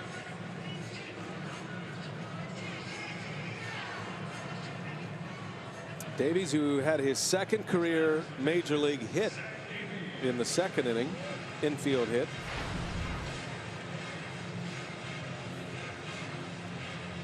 One out of two. Brewers have 9 hits, just 2 runs on the board. They have stranded 7 thus far, left them loaded in the second inning. Golden opportunity here. Shows bunt, bunts right through it, and now Flores will take second base. Foul ball. Oh, I beg your pardon. Back he goes.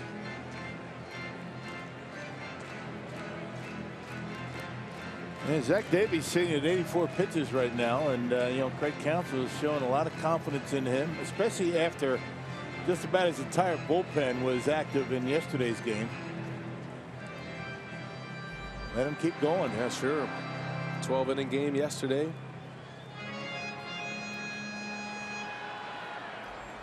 Davies trying to get the bunt down. Perez at third. Flores at first, creeping in, gets the bunt down. Here's Rosales, throws to first and gets the out. Now, he could have kept going.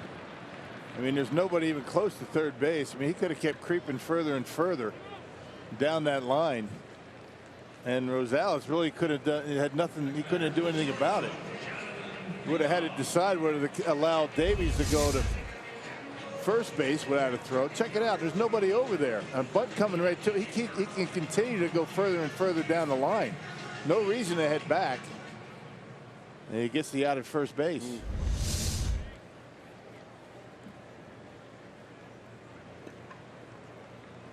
So it's a sacrifice to move a runner to second base. And now second and third with one away, and VR the batter. Brewers leadoff hitter today, who's doubled. In his first at bat, he doubled. He's 1 for 3. Infield in.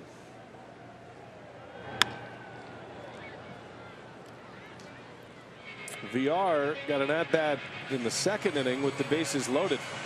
Hit a little tapper to the mound. Reached on a fielder's choice. Hoping for a better outcome here.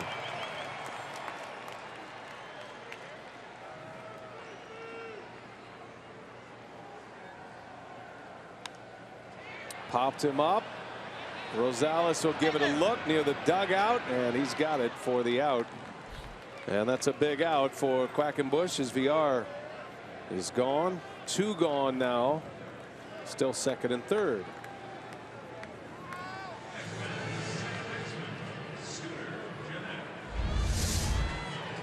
Yeah, Brewers still looking for their first hit to score a run with men in scoring position. And this one got in on him and a pop out and foul ground. So it'll be up to Scooter Gennett. 0 for 3, couple of strikeouts today. 2 outs, 2 on. And a wave and a miss. Gennett grounded out. Little tapper back to the mound as well in that second inning with the bases loaded.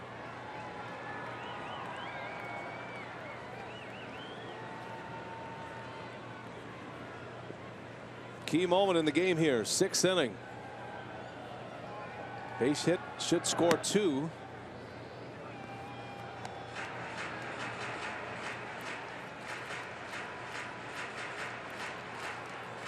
Best arm in the outfield for the Padres is in right field with Kemp. Melvin Upton has 5 assists this year from the outfield as well. Leads the National League. He's in left. And it goes to 1 and 2 on Gennett. And Padres continue to give Scooter Gennett today that curveball breaking pitch down and in. Having a difficult time squaring it up. Most of the time it's out of the strike zone.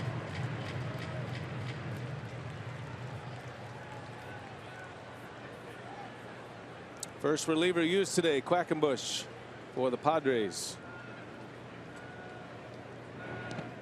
And he goes. Norris has to secure it at first, and that's the inning. 2 more left on for Milwaukee.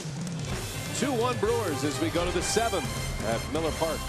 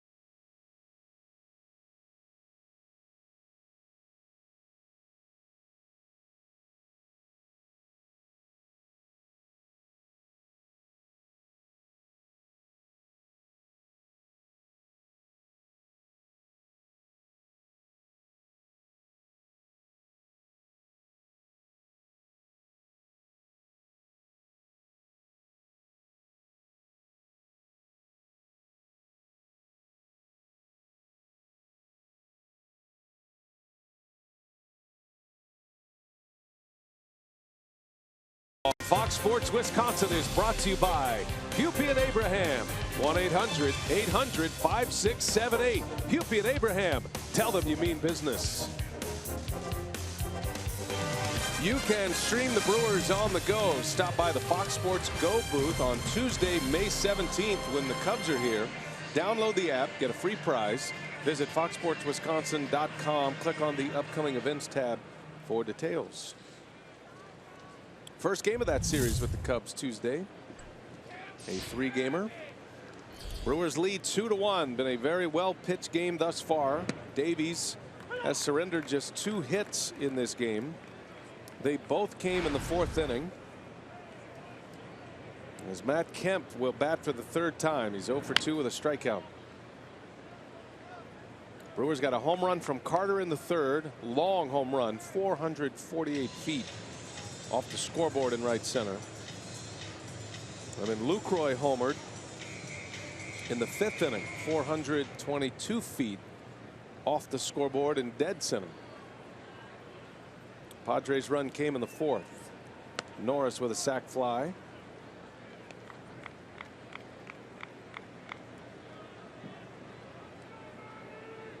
Davies working in the 7th. Brewers needed a long start. And a wave and a miss. He strikes out Kemp.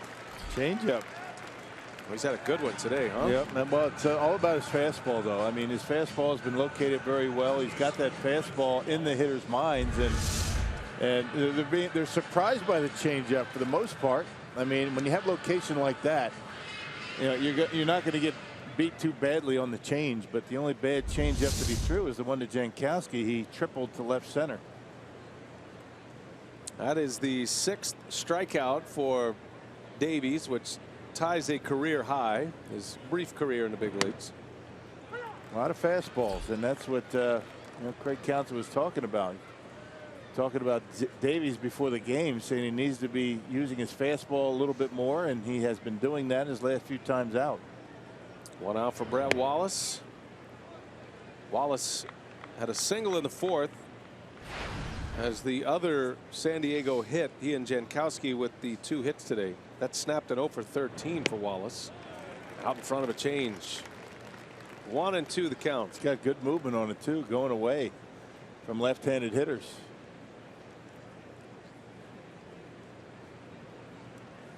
Working quickly too. He's coming off a win against the Marlins last Tuesday. 5 innings, gave up 2 runs. Brewers gave him plenty of run support that day. A 10-2 win for Milwaukee. Zach lost his first 3 games of the season. Looking for a second win today. Late requests for time from Wallace, granted by the home plate umpire. Trying to slow him down a little bit. Davies is on a nice little rhythm now. 2-2 on the way. Fastball got in on his hands. Davies' best strikeout game in the big leagues was against the Padres last September when he had 6. Can set a new career high, and again Wallace calls time, asks for time.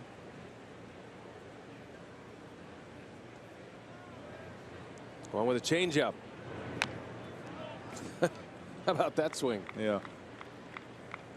Impressive. He could foul it off. Yeah, he's he's gearing up for a fastball. He sees it's a changeup and just can't lay off. I mean, he does a good job getting a piece of it. Well located, stays alive.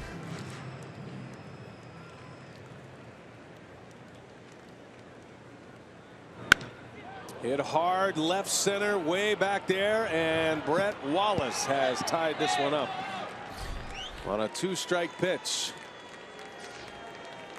Boy, just like that, the Brewers can't cash in with 2 on and 1 out last inning, and now Wallace ties it up.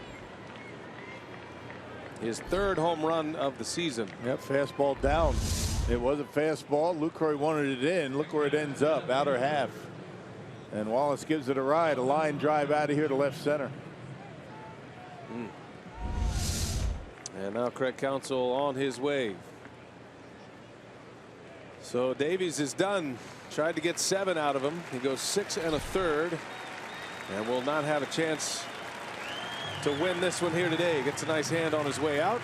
2-2 game, 7th inning. Counsell going to the bullpen.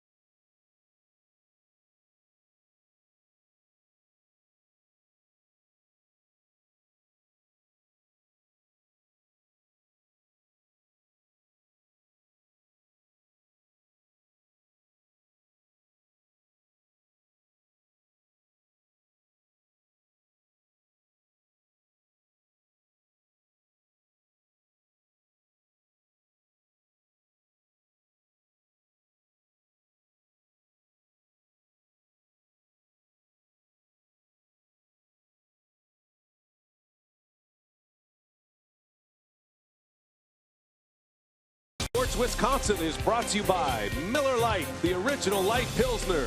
Cheers, it's Miller time. And by the Wisconsin Lottery, reminding you to please play responsibly. Well, frustrated Zach Davies taken out after giving up a game-tying homer. His day is done. The line is complete. 6 1/3 with 3 hits and 2 earned runs. And now Counsell will give the ball to Blaine Boyer with Melvin Upton coming up. 1 out, 7th inning. Now tied at 2. Yeah, Boyer tossed a scoreless inning in last night's ball game, and that runs his string of scoreless outings to 6.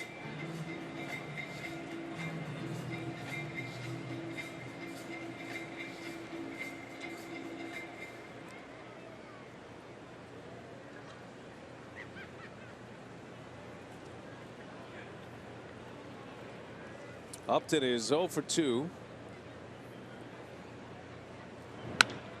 Hit hard and through the hole, a base hit. So Melvin Upton with a single, his first hit of the game. Well, he's had a big series for San Diego. Yeah, got a fastball that he liked and found the hole. Most of his hits have come on the fastball in this series. Upton now 8 hits in 15 at-bats in this series. Has a couple of doubles and 2 homers as well. Alexei Ramirez with 1 away.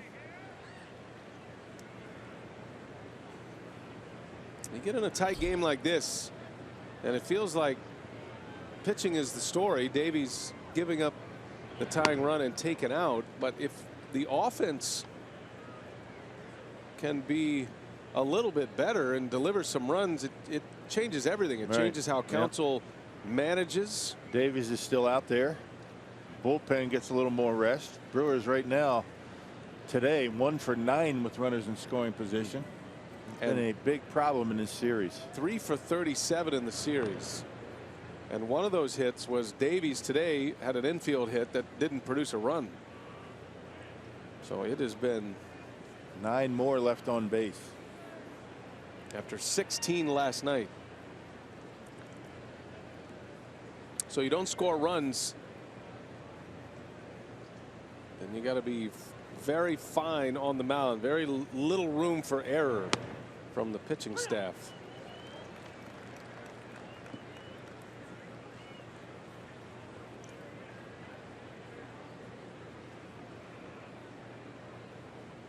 The Brewers won 1-0 here on Friday night. Got shut out in the opener.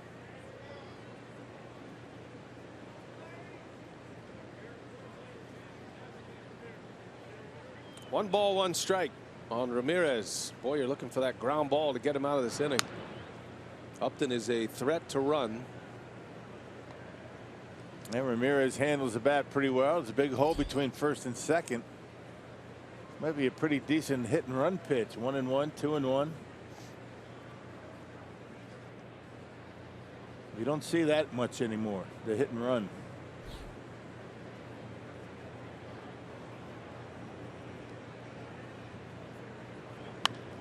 Popped him up. Chris Carter will make the call in foul territory, and out number 2. Ramirez retired. Hey, that brings us to today's Tavern of the Game winner, Jordan Bar and Grill in Stevens Point. If they call the Brewers by 8 o'clock tomorrow, they'll get 40 tickets to a Friday night game in the Miller Lite Beer Pen. This offer courtesy of the Tavern League of Wisconsin and Miller Lite. Say hello to all the folks at Jordan Bar and Grill, and all the folks up there in the Miller Lite deck. It's a good spot to hang out. That's where you want to do a game.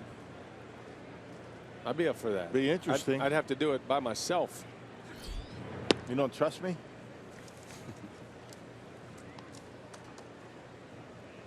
No willpower, you're saying? There's no distractions up here for you. No willpower, you're saying? Very organized, and Renee keeps you right where you need to be here in the booth. A controlled environment. We go out there, all bets are off. Shiny objects.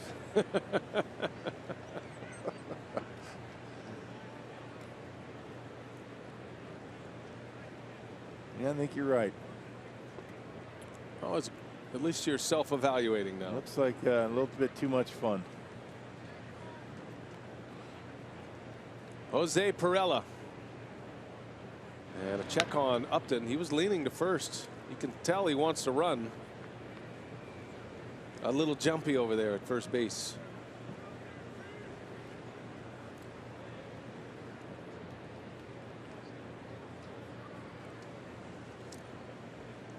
Boyer trying to get it back to the dugout. A Brett Wallace homer has tied the game here in the 7th inning.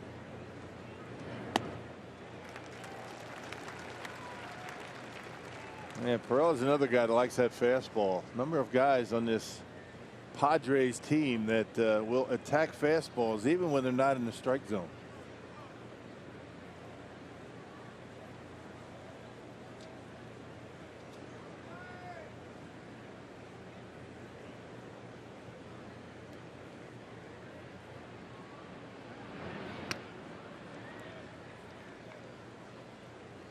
Looking ahead to the Brewer 7th inning.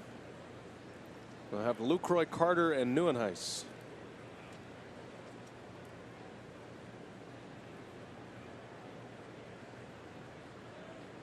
Lucroy and Carter with home runs already today. 1 ball, 1 strike. Upton leaning at first. Pirela fouls it away. He was late.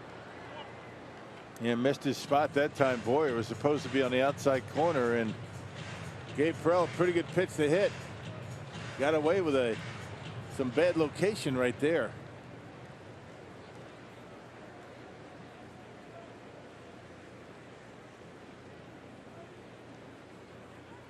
Georgia native Blaine Boyer picking up with the Brewers. He was with the Twins last year. He's had a nice comeback story as well. Matter of fact, it was the Padres who allowed him to come back from injury. 3 years between major league appearances. Returning with the Padres in 14, and then the Twins last year. First year with the Brewers. He came up with Atlanta. That was his team growing up.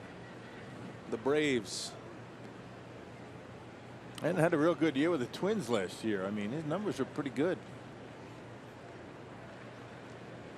He appeared in 68 games last year. Had a 2.49 ERA out of the bullpen.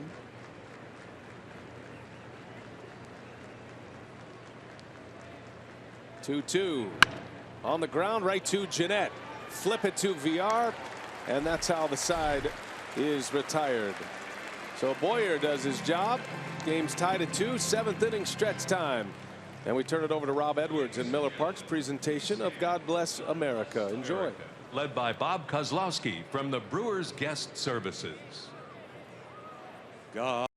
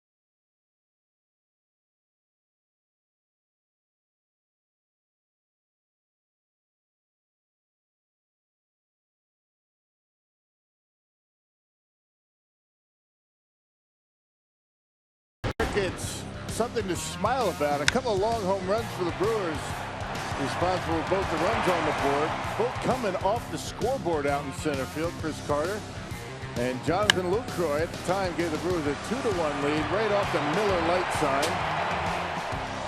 Certainly something to smile about. Brewers starting to get that long ball stroke back. And those two will bat in this inning. It'll be started by Lucroy. 2-2 game, bottom 7. Brewers have had some chances again today. The runners left on base starting to become a disturbing trend for the Brewer offense. 16 last night, 9 more today. Brewers have 2 runs on 9 hits in this game. Lucroy now with 5 home runs and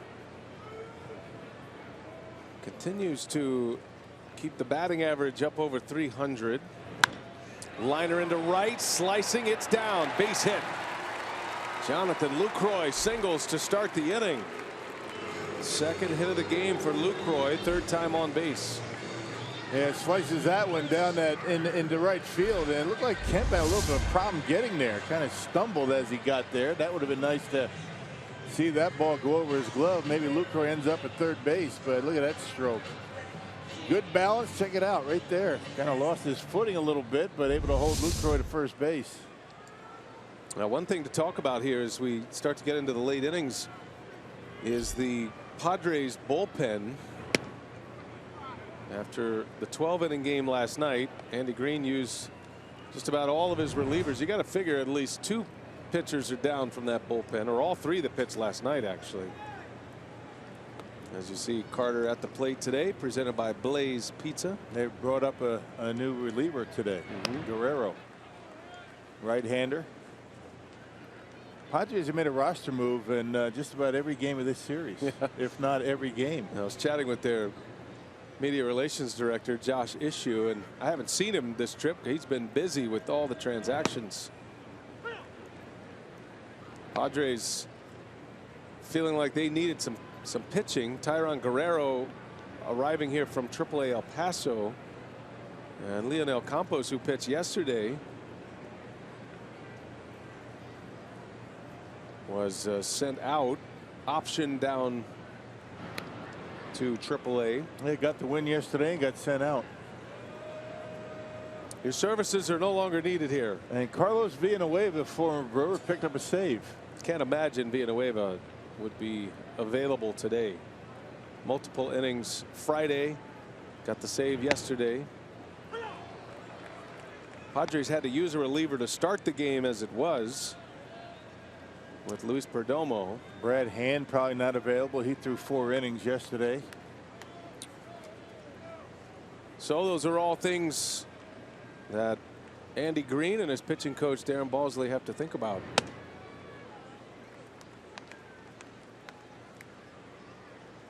Which is probably why you see Quackenbush out here for a 2nd inning.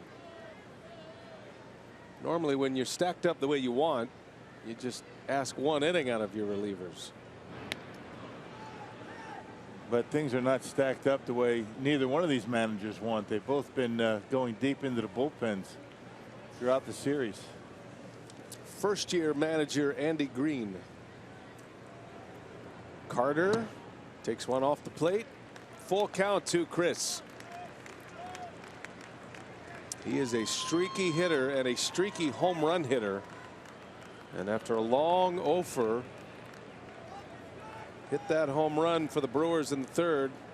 Brewers are hoping he gets on one of those home run binges. Oh, that smoked left center field, going to the gap, off the fence. Lucroy on his way to 3rd. He's going to try to score, and he will score. Chris Carter. Good call, good send by Ed Cedar. That throw from the outfield was off the mark.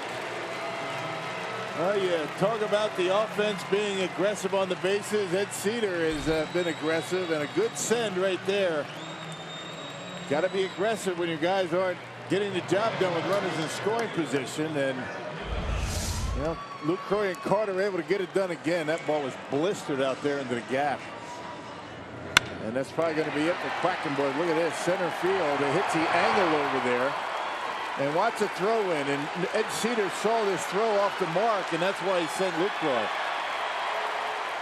Second straight day, Lucroy scored from first on a double. Brewers take the lead. Ed Cedar with the windmill going. And it's 3-2 Milwaukee as Carter delivers again. 2 hits, 2 RBIs today. Make it 3 hits and 2 RBIs today for Carter. Quackenbush is out. Still nobody out in the Brewers 7th.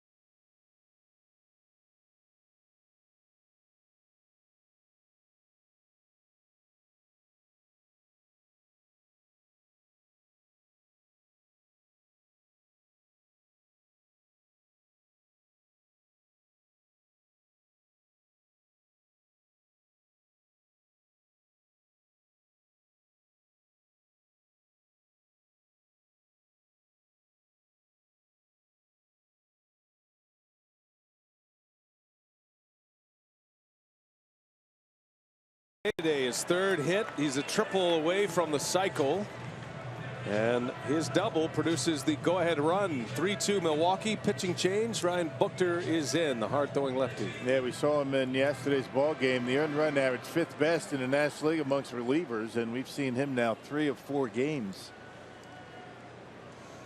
Council is going to counter with Domingo Santana, pinch hitting for the Brewers. Nobody out. Inning started with a Lucroy single, and then Lucroy scores from first on a double by Carter.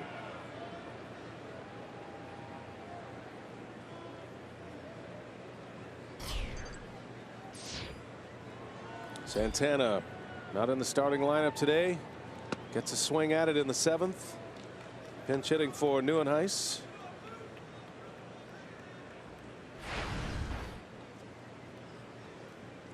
Domingo's hit 3 home runs this year. Yesterday hit cleanup for the first time of the season. He's been the leadoff hitter primarily.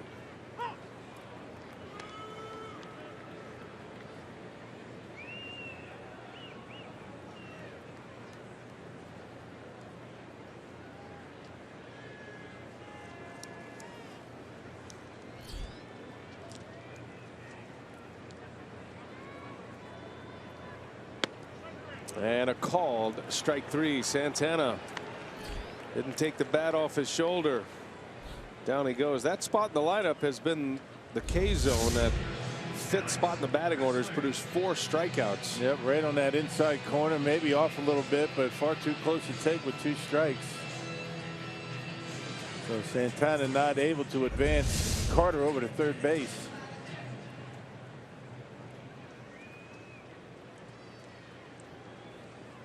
Ryan Buchter gets the first out of the inning. Now the lefty Presley. Presley's handled himself well against lefties this year. He's hitting .294 against left-handed pitching. That's 5 hits and 17 at-bats. Brewers are playing a man down today. Ryan Braun with a wrist injury. Out of the starting lineup for the 2nd game. In the air, left center field, got some carry. Upton going back, and he makes the catch. Over the shoulder catch by Melvin Upton.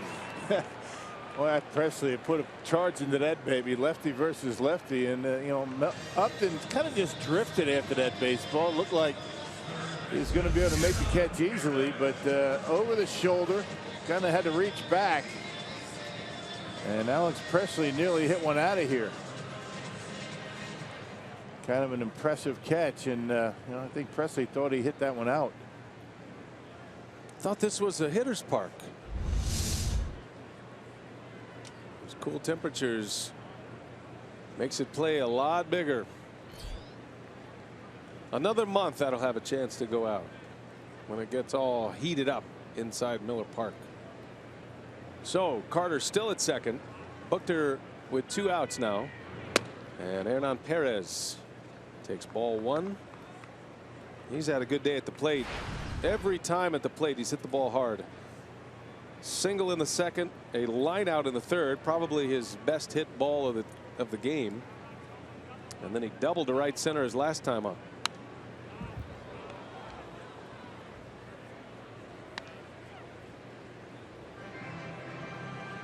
Yeah, they're playing him in the outfield like a left-hander. They've got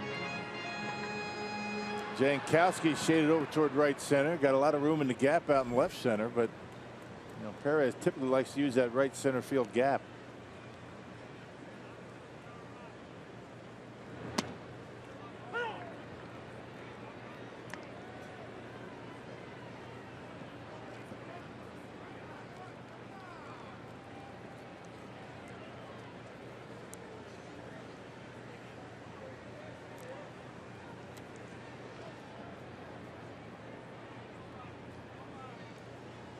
One, two. Perez chases. Down he goes. Buchter settles it down for the Padres, but not before the Brewers strike in a 2-2 game. Lucroy started it with a single. And then Chris Carter, his 3rd hit of the game. Ed Cedar with the wave home. The best profile in the big leagues. 3-2 Milwaukee.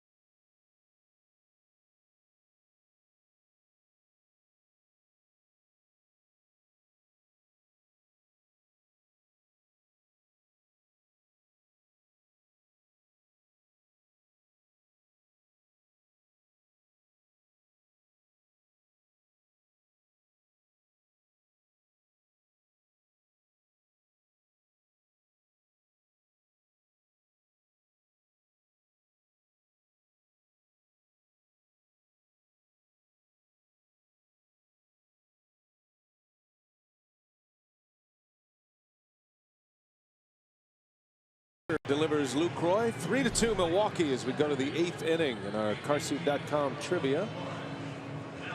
We gave you a lot of time to think about this stew on this one here. The 3 players in MLB history with 500 and 600. 500 homers, 600 doubles. That would be Big Papi, Barry Bonds, and Hank Aaron. Wow. Big Papi joining that list. He had a walk-off yesterday, did Big Papi, and hit the 600 double mark. Stacking up some great numbers, David Ortiz, in his final year in the big leagues. Ramon Flores will move over to center. Santana stays in, so he goes to right field. Neuenhuis is out. And the new pitcher, Rock, is Michael Blazek for the Brew Crew. Yeah, we saw him last night. A scoreless 8th inning, has been unscored upon in 14 of 18 appearances and hasn't allowed a run over his last 6 times out. Brewers have stranded 10 here today. Just left a man at second with nobody out. But did score the run to put him in the lead. Chris Carter and Jonathan Lucroy have been the story so far today offensively. each homering. Carter with 3 hits and 2 runs batted in, and a diving play and a catch at first base that ended an inning. Looks like he's back.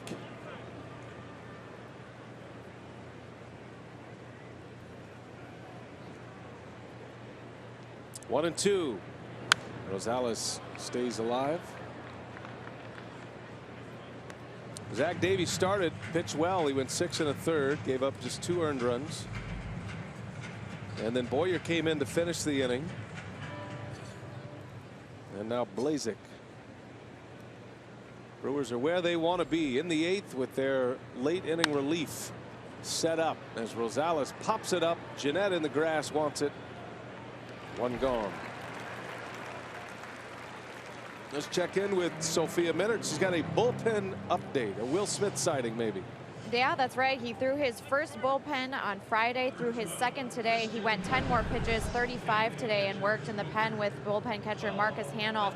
And Smith told me he felt great again, just like he did on Friday. They actually worked on 2 hitters, a righty and a lefty. So he said he was working on his location, the sequencing, getting into a rhythm. So the plan is for him to likely ramp it up to 45 pitches on Tuesday. And he said they'll kind of simulate a multi-inning sitting up and down. And then from there, possibly throw a live batting practice. So all good news on the Will Smith front. All right, thanks Sophia. He's all smiles. He is anxious to get back. Yeah, everything's going well in the controlled front, and I guess the final piece to the puzzle for Will Smith is going to be to see if he can field his position, bounce off the mound and field bunts and things like that. That's going to be a test for him and that knee.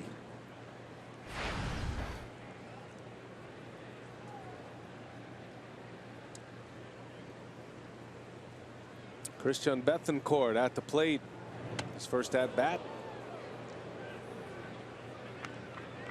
By the way, saw a shot in the bullpen down there with Marcus Hanel, the bullpen catcher. Want to give his Coos for Kids event a pop. That's tonight. And hope they have great success. Always do. There's Coos. Well attended by players and coaches. Guys love them. It's always a terrific event. A lot of the players show up. Great auction items. They raise a ton of money, and they serve all kinds of opportunities in the community. Hot ground ball through, base hit, Bethancourt.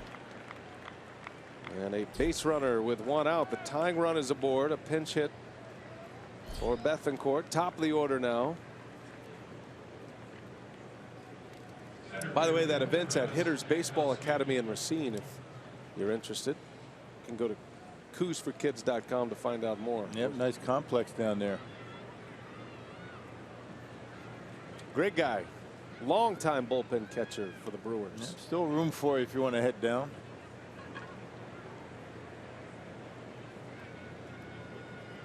A 3-2 game, a tight one in Miller Park today. Brewers trying to even the series. Get out of here with a split. Jankowski had a double, make it a triple back in the 4th inning, and scored the tying run. That was the first run.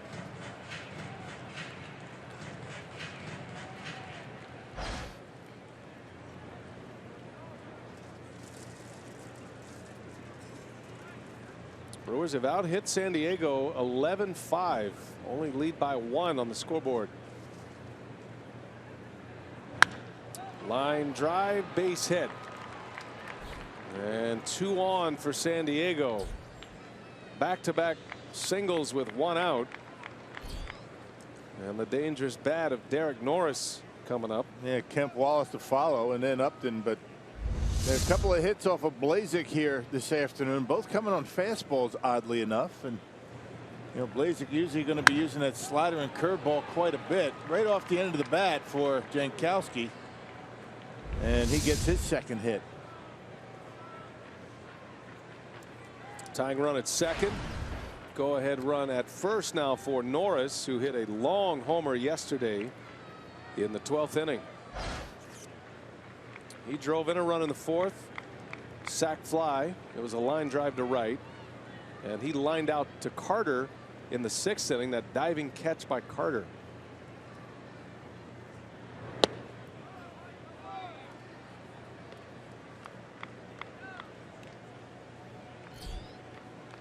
They get that slider down and away and get a ground ball here.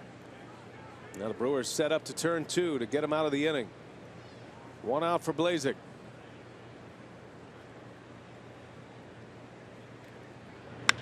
In the air, center field. Flores easing back. Both runners will tag. Throw comes into third base and is cut off. Now you got to throw to second. You got to keep Jankowski at first base. So the second out of the inning, Jankowski did not break. He probably could have made it regardless, but the fact that CR cut it off might have saved him. Yeah, Flores hit the cutoff man, but was off the mark quite a bit. So the throw has to go into second base. You're not going to get the runner going to third, Betancourt. Got to make sure you keep that man at first, although he's probably going to try and steal a base here. Now you would imagine. That's a key runner over there too. Jankowski representing the go-ahead run. Now Matt Kemp, first and third, 2 outs. Big spot here for Blazek. Got the Padres' best hitter, their 3-hole hitter, who's having a great year.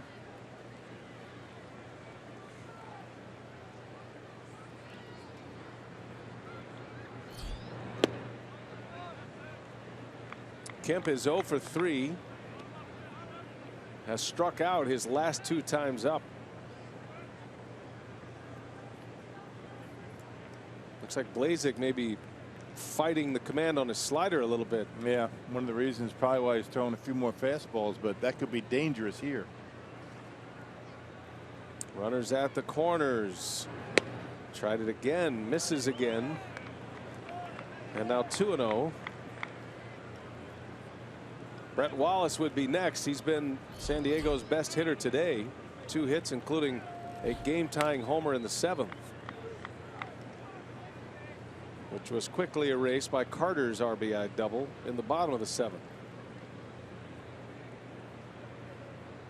Dangerous pitch coming. 2-0 the count. Kemp fouls it away. You knew he wasn't going to take. No. Just up and away enough to have him foul it off. He's got big power to the opposite field, Matt Kemp. He is an up the middle to right field hitter. And he's one of those few that can hit him into the seats like a left-handed pull hitter can to the opposite field. His home run yesterday was in that direction. Lucroy sets up inside. And Kemp into right, slicing. That'll head to the seats.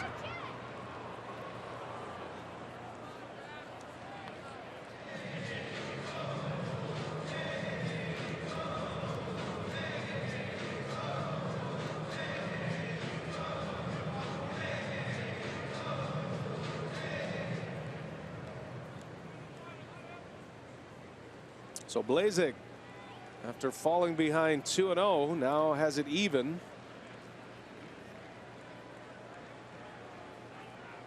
Got to make the right call on a pitch here. What to throw against Kemp? Hey, your best curveball or slider right here. Tying run at third base. 2-2 the count with 2 outs. Coming inside. And Kemp into center field. Flores right there. Boy, the Brewers dodge one. Hit it right on the nose. But an out. A break for Blazek. 3-2. Brewers still lead it. Go to the bottom of the 8th.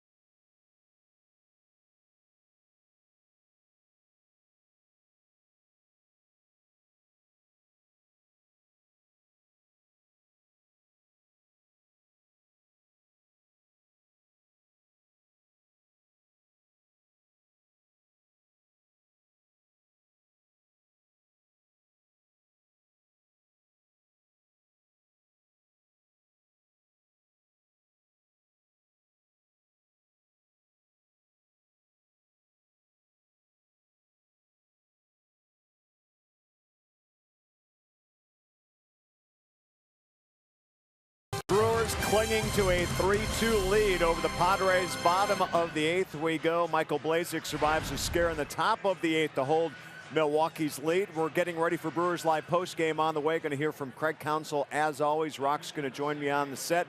And we're planning on Sophia having a lot of postgame interviews set from the dugout as well. We'll see if the Brewers can cap this one off.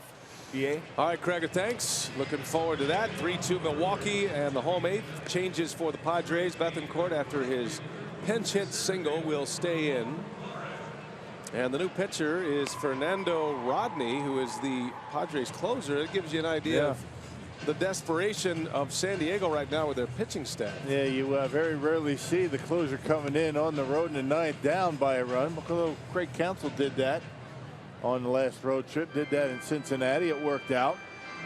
Yeah, Rodney's been outstanding this year, having a terrific season. You saw his fastball get up in upwards of 97 miles an hour, a couple 96, 97s when Brewers got a man at second base, and he's always got that really good changeup working. So it will be Rodney with his team down a run, and Ramon Flores to start it. Pitcher spot due up next. Blazek putting up a 0 in the 8th. Flores in the air to left. Upton backing up. Tracks it. And there's out number 1. 1 pitch and 1 out for Rodney.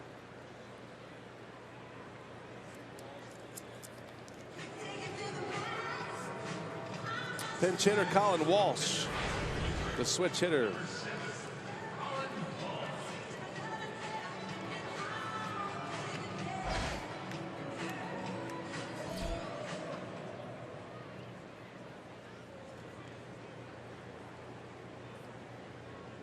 Looking ahead to the San Diego 9th, Brett Wallace, Melvin Upton, and Alexei Ramirez.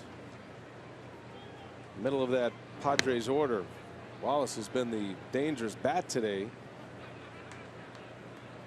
with 2 hits. Padres only have 6 hits.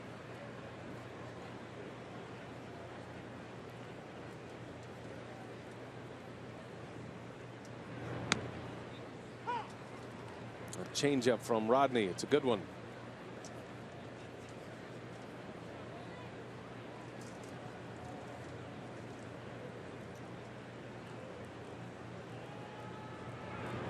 Another one. And down goes Walsh. Right down the middle.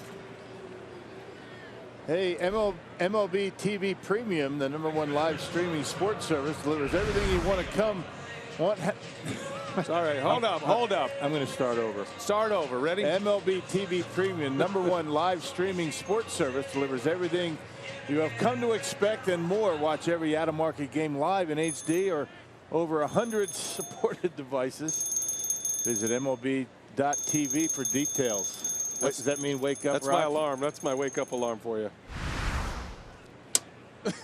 It's okay, man. Don't take it so hard. You know, I really took a lot of pride in him when the other guy was here. He inspired me. So I'm going to lay that one on you, actually. I'm going to get a lot of fun out of this alarm. Oh, boy. That was a 3 alarm right there. That was a 3 alarm piece. That was emergency. Start sweating. Firemen strap the boots on. Oh, boy. Get the hoses out. It's getting hot in here. But your passion is what's impressive. You know, Rock, I always say you can't teach people to care. That's right. And you care. I do care, if nothing else. Got that going for me. VR with 2 away. I'm going to try that one again. You'll get your chance Tuesday.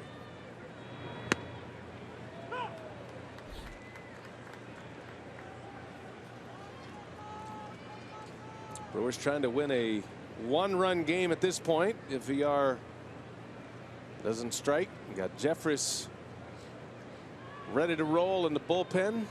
Brewers closer will face the middle of the order as Rodney blows away VR. And here we go. Stage is all set up. He's been great. Jeremy Jeffress trying to nail one down today. 3-2 Brew Crew. We go to the 9th.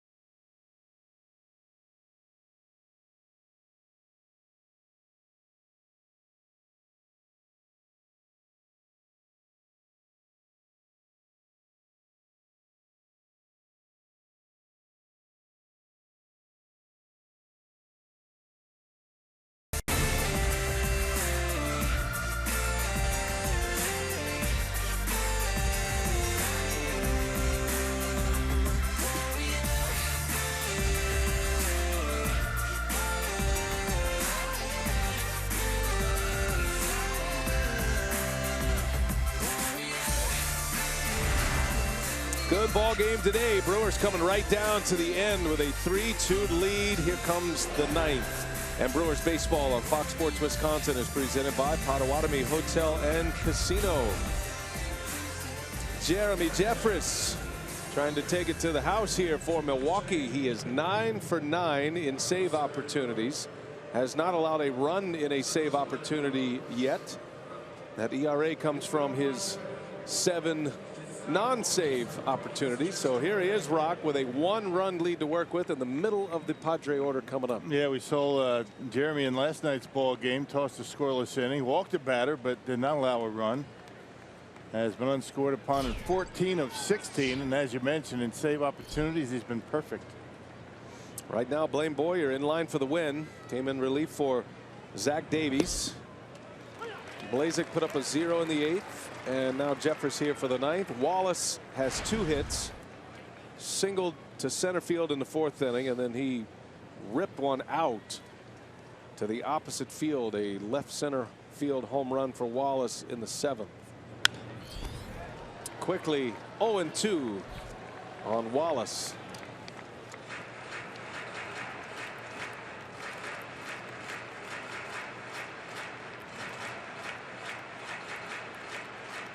Jeremy Jeffress, the Virginia native.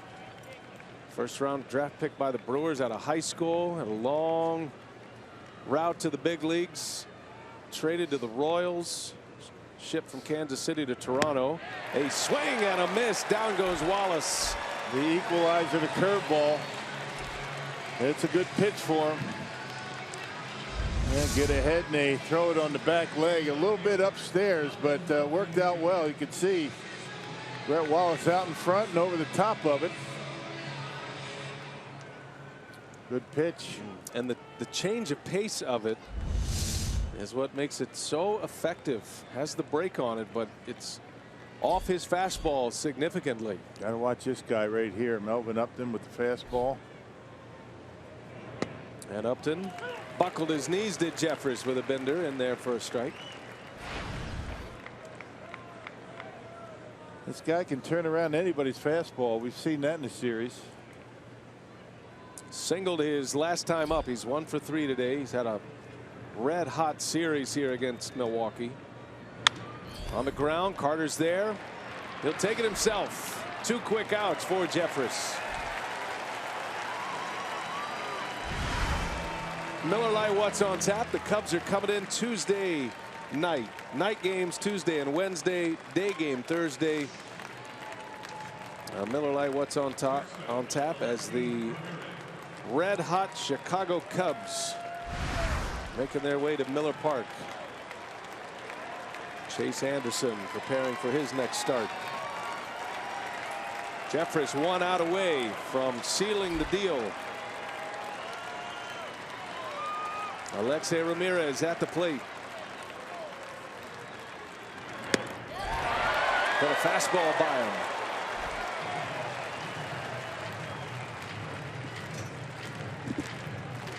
Don't forget, Brewers Live is coming up.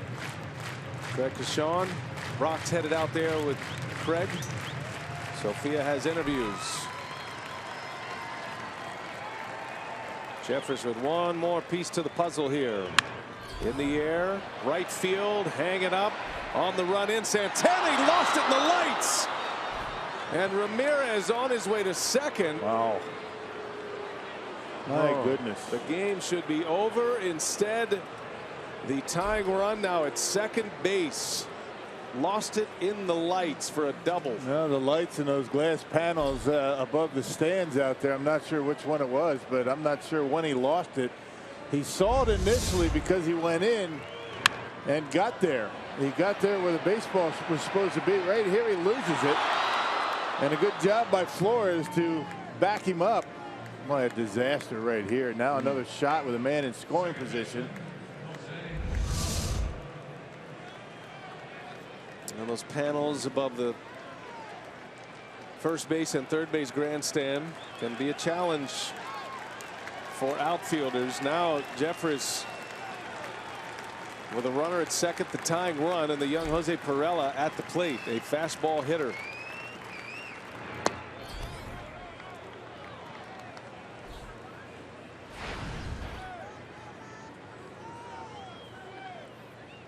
Some very good fortune for San Diego. This game was over.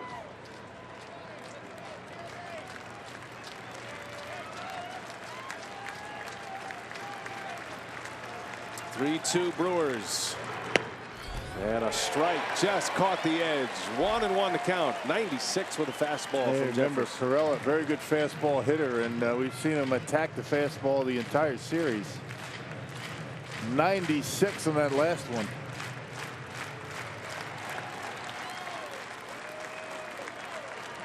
Corella's been up and down between the minor leagues and the major leagues. His second stint with the Padres here.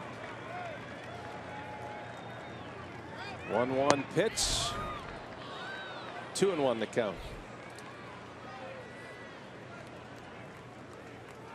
Hit for a high average in AAA. Had some power as well down in AAA El Paso.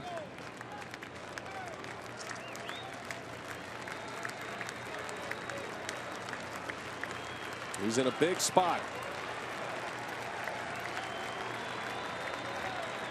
2 balls, 1 strike on Pirela.